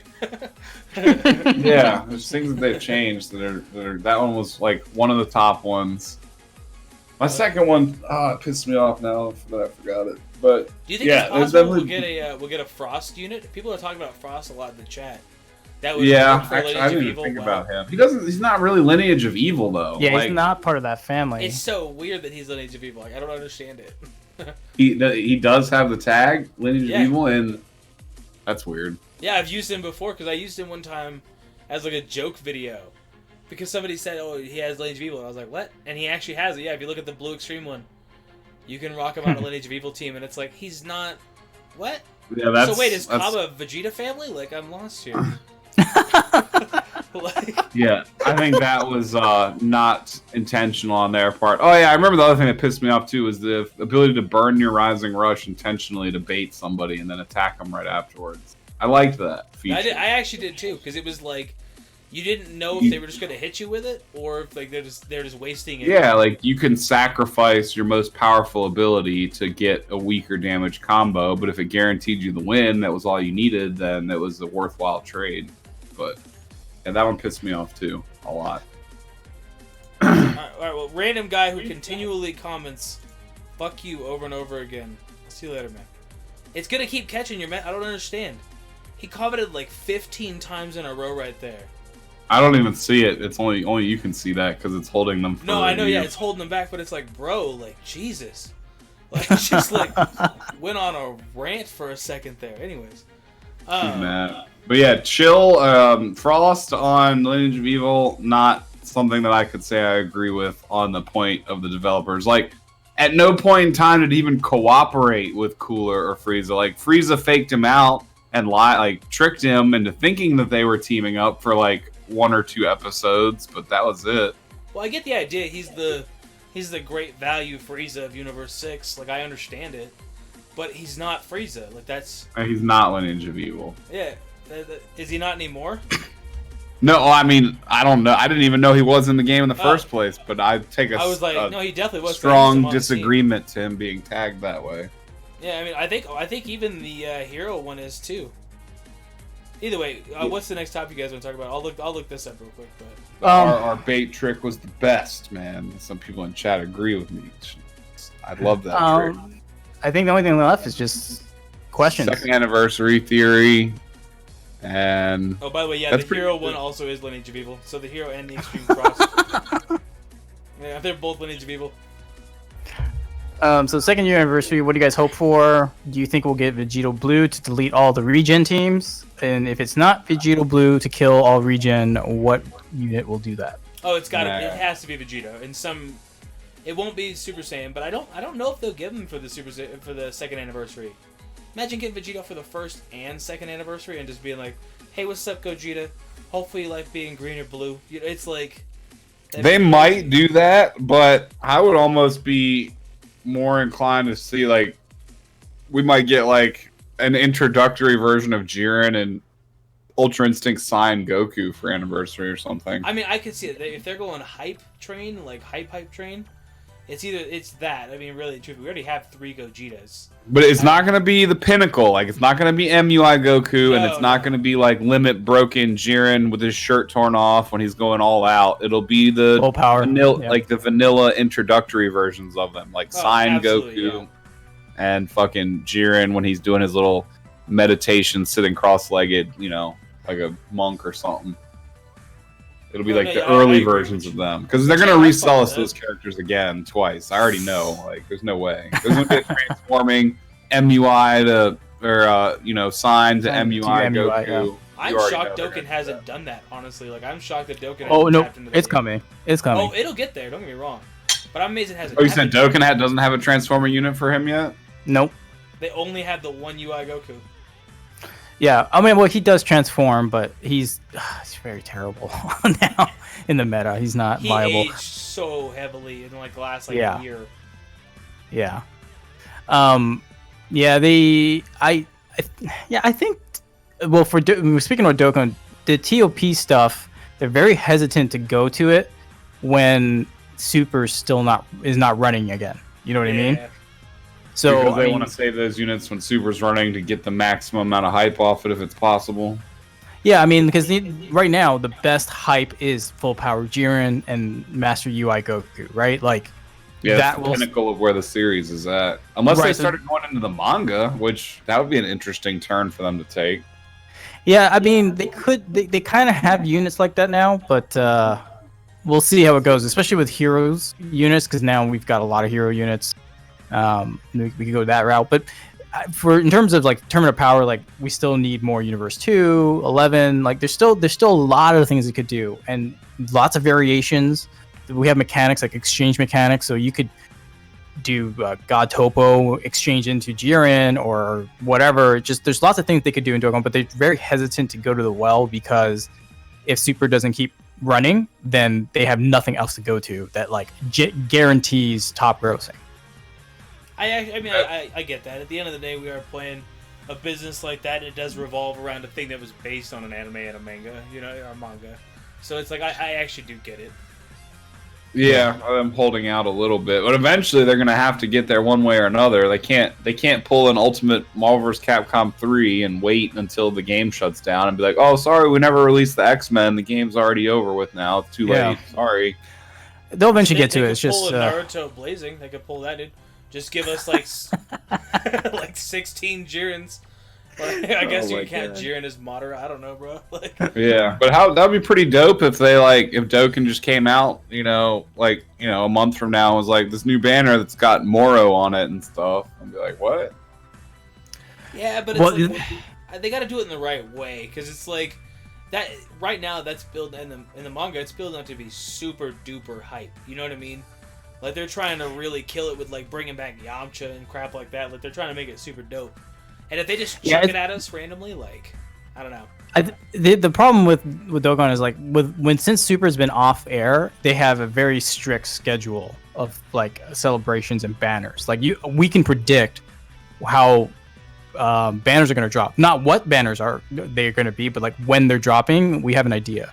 But when Super was on, like, dude, the hypest thing ever was when Rose and Vegeta Blue just aired, and then 2 days later it was like, hey guys, we're gonna drop them in the game. It was just massive hype everywhere. Or UI Goku, Yeah. when in the JP version, when UI Goku just aired on the Japanese side, like not even like an hour later, hey guys, UI Goku's coming as a banner, like instant top grossing, you know. When they So sync the game with the show, that's definitely the best sales for sure. yeah, and like even at that time, UI Goku didn't even awaken. There wasn't even an event. It was just him. And same thing, they dropped Jiren because when Jiren showed up, like actually fought Goku, they dropped him too, but he didn't get an awakening either. And that was super unorthodox to how Dokkan does banners because they drop a Dokkan Fest unit, they give them an awakening to, ultimate power. But here you're like, oh yeah, he's just They there just like rush that. the unit out to meet the Anime, yeah. in the show and stuff. Which is why, if like on a sidetrack, if Super does come back, and I'm sure it will at some point, because how do you not make the anime keep going when you're printing money? But when it does come back, that's gonna be interesting how Legends adapts to that, because like for Dokkan, every time they at least in the JP version, when an episode aired, if you logged in that like 3 hours before that episode or 3 hours after, like in that frame, you got a free Dragonstone. So it's like that, Legends can do the same thing. Like, hey, when the show airs on Toonami or whatever, hey, here's 100 cc every time the episode airs or something like that. It would just really tie in the hype. Yeah, I was kind of hoping that's what they would do, but the show ended production Before. while the game was still too new to make good any type of use of it. So, Or even completely afterwards. I don't remember. I think Super already ended. 'Cause I think we It just definitely did in Japan. Like it was fully subbed and fully out when Legends came out, but I don't think the English dub had finished yet. No, it Yeah, I hadn't don't gotten think so close. It ended whenever they had just gotten to Goku Black, didn't it? yeah, on the English English version, yeah. Okay, next question is when will they optimize Legends for Android? Never. 2026. I'll say 2026. Yeah, when the Masters Pack 1 banner finally goes away. Yeah. When Master Pack 1 leaves, then the game will start working right. That's been the In problem. 2029. I don't know, man. Like, on a real level, none of us know. I get it's a joke. It's not and shit, but every it's just like, time they fix something else breaks. So it's going to be a continuous cycle forever, like indefinitely. Yeah, it's like a meme. They'll put duct tape on one hole in the wall, and another one shoots out behind them, and it's like, what the heck, man? Like every time. I mean, the other problem too with Android is because there's so many devices, it's hard to optimize for every single device. So some devices are bound to crash more often than others. It's just, can they make sure like the most popular devices, Samsungs, Pixels. Yeah, that's the problem. I think most of the Google stuff, I haven't, from any of my friends that own like the Pixel phone, the Google phones, they have never had any problems. But I have Samsung and I have problems. I ain't for buying a days. damn Pixel just for Legends though. Sorry, man. Oh, yeah, I don't even have the option to upgrade my phone for like another 6 months or more. Oh, dude, I'm even, getting that maybe. S20 Ultra, dog, like a month, and I am like, I wanted one of those folding phones, man. Ugh. Those things look cool. oh, bro, I'm not going back to 2006. No, like the literal phone with the I screen know, itself. no, I know, it like folds, I know. Yeah, that shit look cool. Like, put it in your pocket and sit on it, and it'll like round out to my butt cheek or something. All right. So we don't yeah. know when they're gonna do it. They're not gonna optimize anytime soon. I don't think. Yeah, I just- Unfortunately, if you have a device that's like not very common, more than likely you're going to run into more issues than say if you had a Pixel or one of the more common devices out there. Yeah, this is how it goes. Or fucking get an Android because an Apple because they've only got like 5-6 different SKUs to work with. They can optimize the crap. It definitely out of that. makes me raise an eyebrow when the game crashes less on a Huawei phone than it does on Samsung. All right. Should Choice Battle come back to Legends? Yes, it should be daily. It should absolutely. The choice battle should 100%. always be there, but I feel like they need to vary up the rewards it gives. Otherwise, it devalues the rewards. Like if it just gave those daily coins out forever, and you'd be getting 2 daily coins instead of 1, then the value of they would make things more expensive. It's more for the 50cc because I feel like.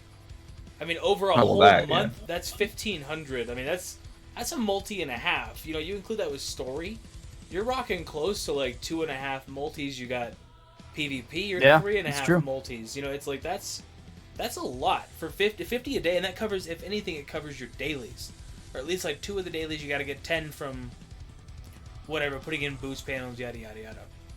But it's like I just think they keep the 50cc for all of them, but vary the rewards. Like. I think they should start including like a voucher ticket that you can exchange for good rolls on equipment, like guaranteed S roll ticket or guaranteed Z roll ticket. Like I feel like their game plan is like to make us hate a mechanic, and then be like, boom, we fixed it. Monetize it by fixing it. Fixing it by monetizing. That's the game plan. It's like, hey, buy this pack of garbage. Tickets. We get it. This is trash. That's not the thing anymore. Look, we got you guys. And it's like, shut up, I dealt with it for 8 months, bro. Yeah, thanks, I guess. Like, Choice Battle is great. I just think another option other than what are our 3 options here? It was an eraser, training bells, or the daily coins. Okay, so then CC comes with each. Yeah, I think you just eliminate 3 choices, make it 1 choice, give you Z medals, and then actually make Z medals usable in the sense that I was going to suggest this earlier. You can trade currencies. Like we have a ton of currencies in the game, right? So too many. You can trade, almost too many. So I think one good way to use the Z medal shop is a ratio of like 10 Z medals for 1 currency of co-op or guild whatever, you know what I mean, just like as a way to transfer everything. So that's my suggestion. I think Choice Battle is fine. 50cc a day is great. I don't see any reason to get rid of it. I know why they do it as optional, like for like a week or 2, because they want to make so we're looking at 260 plus units. I think is there 260 in the game, 257, something like that, units in the game. And it's like at that point we need 17 of each of those units to 14 star. Well, for Sparkings, Extremes are like 34 of them, or however many of them you need, 40 of them, so on and so forth. But it's like, bro, you can afford to give us 1,500 CC a month just from playing your game, logging in. What is this? What are we playing here? This is Dragon Ball FighterZ? It's like, wow. Like, all right, Jesus. No, what's it called? They can afford to give us 1,500 CC because it's like, oh no, I pulled an extra Sparking. My bad. Out of like the free crystals you gave me. It's like they gotta loosen up a little bit. I understood when the game had 30 or 40 Sparkings, 20 Sparkings. Yeah, you gotta be very kind of hard with it to make that money. I get it. We have like 95 Sparkings now. It's like, and I need 17 of each of them. Minus the free ones. You can afford to give us a couple free things. That's why I feel like they're holding out on LFs. What do we have? 5 LFs? 6? I don't even keep track, honestly. 6 or 7. 6. Yeah, so we have 6 LFs. I understand. Hold off a little bit. We get to like, look at how Dokkan is now with LRs. Think about how they used to be. I remember watching people legitimately like tear up trying to summon for Int Gohan. Like I remember watching that. So it's like it's a whole different thing now. That is give you an LR. Like, here, take an LR and we EZA'd him, whatever else. So I get it. It's going to be a bit of a step on that one. They're not going to give us that anytime soon. But when it comes to like these other things, it's like, bro, if you're expecting me to pull a unit 17 times, give me a free couple crystals here and there. Like, honestly, I need it at minimum. I got to pull them, 6 times, 5 times? for most of them to be viable in PvP now, like viable, not like, yeah, they're good, you know, but like to get their double buffs. Yeah, it takes 100 days of logging in and picking Chrono Crystals as your daily login bonus to get 1,000 CC. Yeah, think about that. Like, that's insane. And a lot of people give crap to the boost panels, and yeah, I mean, they should give you more. But I mean, as somebody who I have 104,000 boost panels unlocked. Something like You're that. nuts. I only have like 70,000. Well, yeah, I know I used to be insane with this game, dude. Like, I'm not quite as much as I used to be, but I used to wake up 3 times a night and reset adventures, so. But it's like with the boost panel, I mean, that's given me what? 10 per 100, something like that? That's a pretty fair amount. Over a long time, 5,000, 6,000 crystals, I'm fine with that. That's fine. It's a nice little chunk. Story, giving you 20 per time you run one. That's fine. Yeah, the soul boosting was one of the only reliable ways to keep farming crystals when every other way of farming them was exhausted. It's like 4 or 5 LFs in one family. Yeah, I get you, Austin. No, I don't even... I think about it, and then I'm like, oh, that's right, Goten's an LF. And then I'm like, oh, yeah, I don't have Vegeta. So it's like... no, it's just... I don't know, man. You guys understand it. It's just they do such a good job with certain things. Like, I think story giving you the right amount of CC right now. Because if I grind out when new story comes out, I get a good 3, 4, 500, you know? It's enough to chuck it on there. Yeah, it's nothing too bad. I mean... They can't give us 10,000. It's like I want it, but like I also understand where they're coming from on a lot of stuff. I don't know. What else? Zenkai units, will it make the game eventually unplayable? No. I think that what it was like, another thing that DatruthDT was talking about in reference to Dokkan, I think it was Dokkan's version of equipment, where right now it's really restricted to where only, you know, the top of the paying players have Zenkai fully utilized. But I feel like over time, the system is going to open up and become a lot more accessible. It's just right now, it's kind of elite. But when we have like 50 Zenkai units plus in the game, like I feel like there's going to be missions that get everyone to like Zenkai 3 or 6, and it'll be cheaper, just easier to obtain it. Like it's something that is going to progressively open up over time and be less obnoxious. But right now, it's just really obnoxious. So I don't think it'll make the game unplayable. In the opposite, I think it'll just kind of balance out over time and be less of a pain in the butt. But I could be wrong. Well, I mean, only time will tell to an extent with a lot of these mechanics, but it's like there's ones that, like I said, with the LFs, I get it. I mean, as you guys point out, we're at 7 of them, right? I understand. You got to go a little slow with it, whatever else. And then Zenkai, they're just like, here you go. You want some Zenkai's, dog? It's like, slow down. Like, goddamn, no, hold on. You know what I mean? Because they're basically LFs. At least to me, they are. They're actually kind of a little bit better because if you're not a whale and you have access to, you have a good chance of getting them. Yeah, I mean, yeah, they're actually kind of better because you're gonna have. Odds are a lot of people who've been playing since day one have at least 3 of them. Maybe not Good Boo, maybe not Goku Black, probably not Beerus. I don't even have Beerus, whatever else. So it's like, you know, odds are you may not have that. But if you have 1, 2, or 3 of these units that are as good as an LF, it's just that you smack LF on that title. It's like, well, okay, you know, that's fine. Yeah, that's cool. Yeah. He's only like I thought about last night when I thought about spending like $65 to like summon for LF Vegeta. It's like, well, if I get him, I got a 2-star LF Vegeta. Like, it's cool for this season, and then it means nothing to me. You know what I mean? Like, it's dope. Yes, you'll progressively start to pull him the more and more he cycles back on banners, and over time, you might eventually get him to a point where he's maybe. usable. I've never pulled another LF besides Goten, so I don't know, maybe. But I pulled Goten twice, and it happened in like a week. And then I've never pulled another one. I have 2 stars on all my other LFs, so I don't know. Maybe we'll see.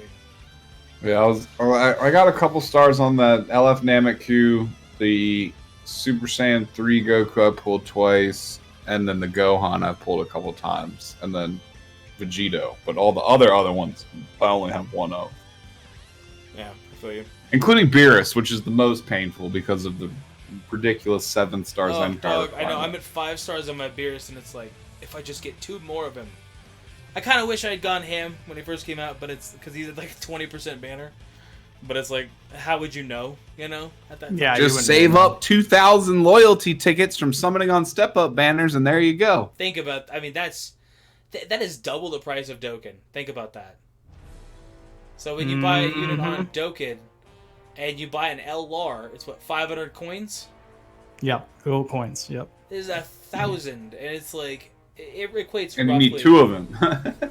It's insane. It's actually ludicrous because it's like, I understand if you were gonna make it 600 even, you know, for an LF, a really, really, really good sparking was gonna be like 500, and then you go down from there. Like I understand, 1,000, bro. Like a 2.5 times of Gohan. Like Gohan's better than some of the LFs. Like I don't know, man. How many tickets do you guys have? Like 310, something like that. I'm at right now. Let's see. Oh, where do interesting I title. go? Yes, Zenkai Green Bardock. Yes. Show of hands. You can't see my hands. They're up. He needs it, dude. Like he's so. Yeah, he definitely needs one. But the problem I feel like is he would dominate. Like he was already a monster when he came out, and with a lock-in ability, on top of giving himself like 50 ki, on top of like being Bardock, like he would dominate. It's not really that much of a problem. Beerus fucking dominates, so I don't know. Like, Of those tickets, I have 556 of them, so I'm halfway there to getting my first LR or LF, LL unit, whatever. damn man, you've been going ham. I only have like 310. Of the Legends ticket? Yeah. I guess I've just saved more of my summons to do on step ups as opposed to. That's probably what, because I went ham on Godku and Gogeta. Like, I count 15,000 is going pretty ham. And it's Really? like, I didn't do a single multi summon on that banner. I spent 17k to get one damn Gogeta, and then I got a 6. Oh, you talking about on Gogeta or Janemba, or are you talking about on Godku and God Well, Vegeta? both of them. I spent like over 15,000 On each or collectively? each. Oh yeah, no, fuck. I'm I an didn't idiot, spend- bro. All right, dog. Like, I like to I make spent- content. I spent 5,000 on Gogeta and Janemba and 0 on Godku and Godjita. Oh, I have 390. Just kidding. Yeah, So I I'm have not that 556. far behind, I guess. But still, I mean, I know Nolar probably has already got over 1,000 of them. Oh, easy. Oh, I already there you used go. 1,000 like 2 months ago, That's ridiculous. and I'm back up to 824. That's ridiculous, bro. This man's has the money to invest, so I ain't hating on it. I mean, Janemba and Gogeta, I think I went close to 40k. I got pretty good with that, but Godku and Godjita, 27k now, and I've only got one. That's God, Vegeta. insane, bro. Like, I feel that banner. I was just patient and did my dailies, and I got one of each of them off daily summons. actually, yeah, I want to answer this one dude's question, and then I might have to call it at that point. Yeah, that's Obi, fine. though, Nothing left. who is the best LF? Who do you guys think? I still say probably Vegeta. I really actually still think that, because he does hit Vegeta. He fits on fusions, which is just super solid. Vegeta being on future is a big change now, but Namek Goku, he could really fit there too. For a single unit completely by themselves, I would give it to Vegito. If we're including Zenkai, I would give it to Beerus. If we're not including Zenkai, then Well, Vegito. yeah, like base. And then when it comes to teams, I would give it to Vegeta, the LF, like on a team, and a fully optimized team. I think the Super Saiyan God, Super Saiyan Vegeta is probably the best. And then for just outright damage, the Namek Goku is the best. I gotta tell you, I did not know how good he was till I started doing the Gogeta event. Which one? Namek Goku, because I only have him at 2 stars, so I really use him because it's like before he I transforms. just got him to 4-star the other day, but I didn't even know his counter. Like you gotta remember, I didn't have him for the first 6 months he was out, so I was just like, meh. Yeah. You know, I was just like, yeah, okay, I don't have him, whatever. Now I got him at 2 stars, and I did a couple matches. I got body bagged, and I started using him in Gogeta, and I was like, yo, if you use him right. Yeah, his damage is the best out of all of them, easy. If you use him right. yeah, he just needs to be the last one alive. But he carries huge risks too. Like if you're playing him as the last one alive and you square up against another unit that can remove buffs, like he's screwed. Like, Oh, 100%, yeah. Like, if 'Cause, like- you're fighting, like, even EX Beerus or something that can knock you back, or... I mean, I guess if he's Sparking Beerus, not EX Beerus, that flicks you back. takes yeah, all those removes all your buffs. The new purple Godku, Yeah. Vegeta if he uses his main and saves Yep. it. Even the yellow future Gohan can remove buffs with his ultimate arts. Wait, hold on. Who did you say, Nolar? Who did you say yours is probably your best? The I think okay, if we're not counting Zenkai, because then it's Zenkai. Well, yeah, it's it just Beerus. takes 6 stars because you can't Zenkai Beerus at 6. Okay, so 6 stars. I think the most versatile is Vegeta. The most offensive is going to be a toss-up between Super Saiyan Blue Vegeta and Namek Goku on their respective teams. So if you're looking to just outright do damage, but at the same time, Super Saiyan Blue Vegeta, he can heal. You know, he's got more utility per se than Namek Goku, but Namek Goku's that counter is just so stupid. Like, It's it counters ludicrous, dude. Like, I've lost green units from like 90% HP to it. Like, it's ludicrous. If Yeah, they're like 6 and star and up, like... Yeah, and I just red star 4 red. My Namek Goku's 4 red now, and yeah, he rips through people. It's stupid. It's absolutely stupid. He's definitely conditional on using him as like the last character left alive, abusing the counter and the buffs he gets. Well, 4 red under star those circumstances, probably he's up there. Yeah, he's up there if you play him right. But yeah, so those are my picks. Yeah, it seems like we're all on the same page there. Cool. Well, I don't know what else to talk about. I got a crap ton of stuff to do. I don't know if you guys are good dipping here or if like... I'm good here. So thanks guys for coming along, chatting. Of course, we appreciate the super chats, everything. You guys being here. This is fun. You know, it's fun for us to sit down and talk about the game. We love Dragon Ball, love Legends and Dokkan. So this is a good time for us. And thanks for being along with Red. Hopefully we'll have a couple extra people back next week too that were watching boxing or doing whatever they were doing tonight. So. Yeah, I mean, that's pretty much all I gotta say too. So, thank you guys for coming through. We do appreciate you. We actually have pretty nice over 200 for both of them. I did not think Dokkan was gonna hold over 200 on the channel. So thank you guys for coming out and everything. We only got 1 dislike, bro, and I know it was that kid that said the F word 10 times in a row because I saw the dislike happen as he was saying F over and over and over and over again. So, we're good. I hope you guys did enjoy. And check everybody out. Make sure you sub to Bradical, sub to Nasdorachi, and sub to Nolar. Now just type those names in right there, but with the truth, you have to add an R after the Because T. it's not the tooth. Yeah, it's to be not. sure. Don't look up the tooth. You're not gonna. You might find him, but look up the truth, and you'll be able to subscribe to everybody. Follow us over on Twitter if you want to keep up with this podcast.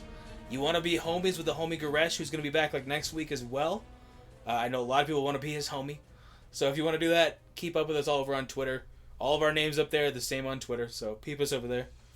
But we are going to get out of here. Thank you so much. It's been a fun 3 hours. Peace out, y'all. Deuces.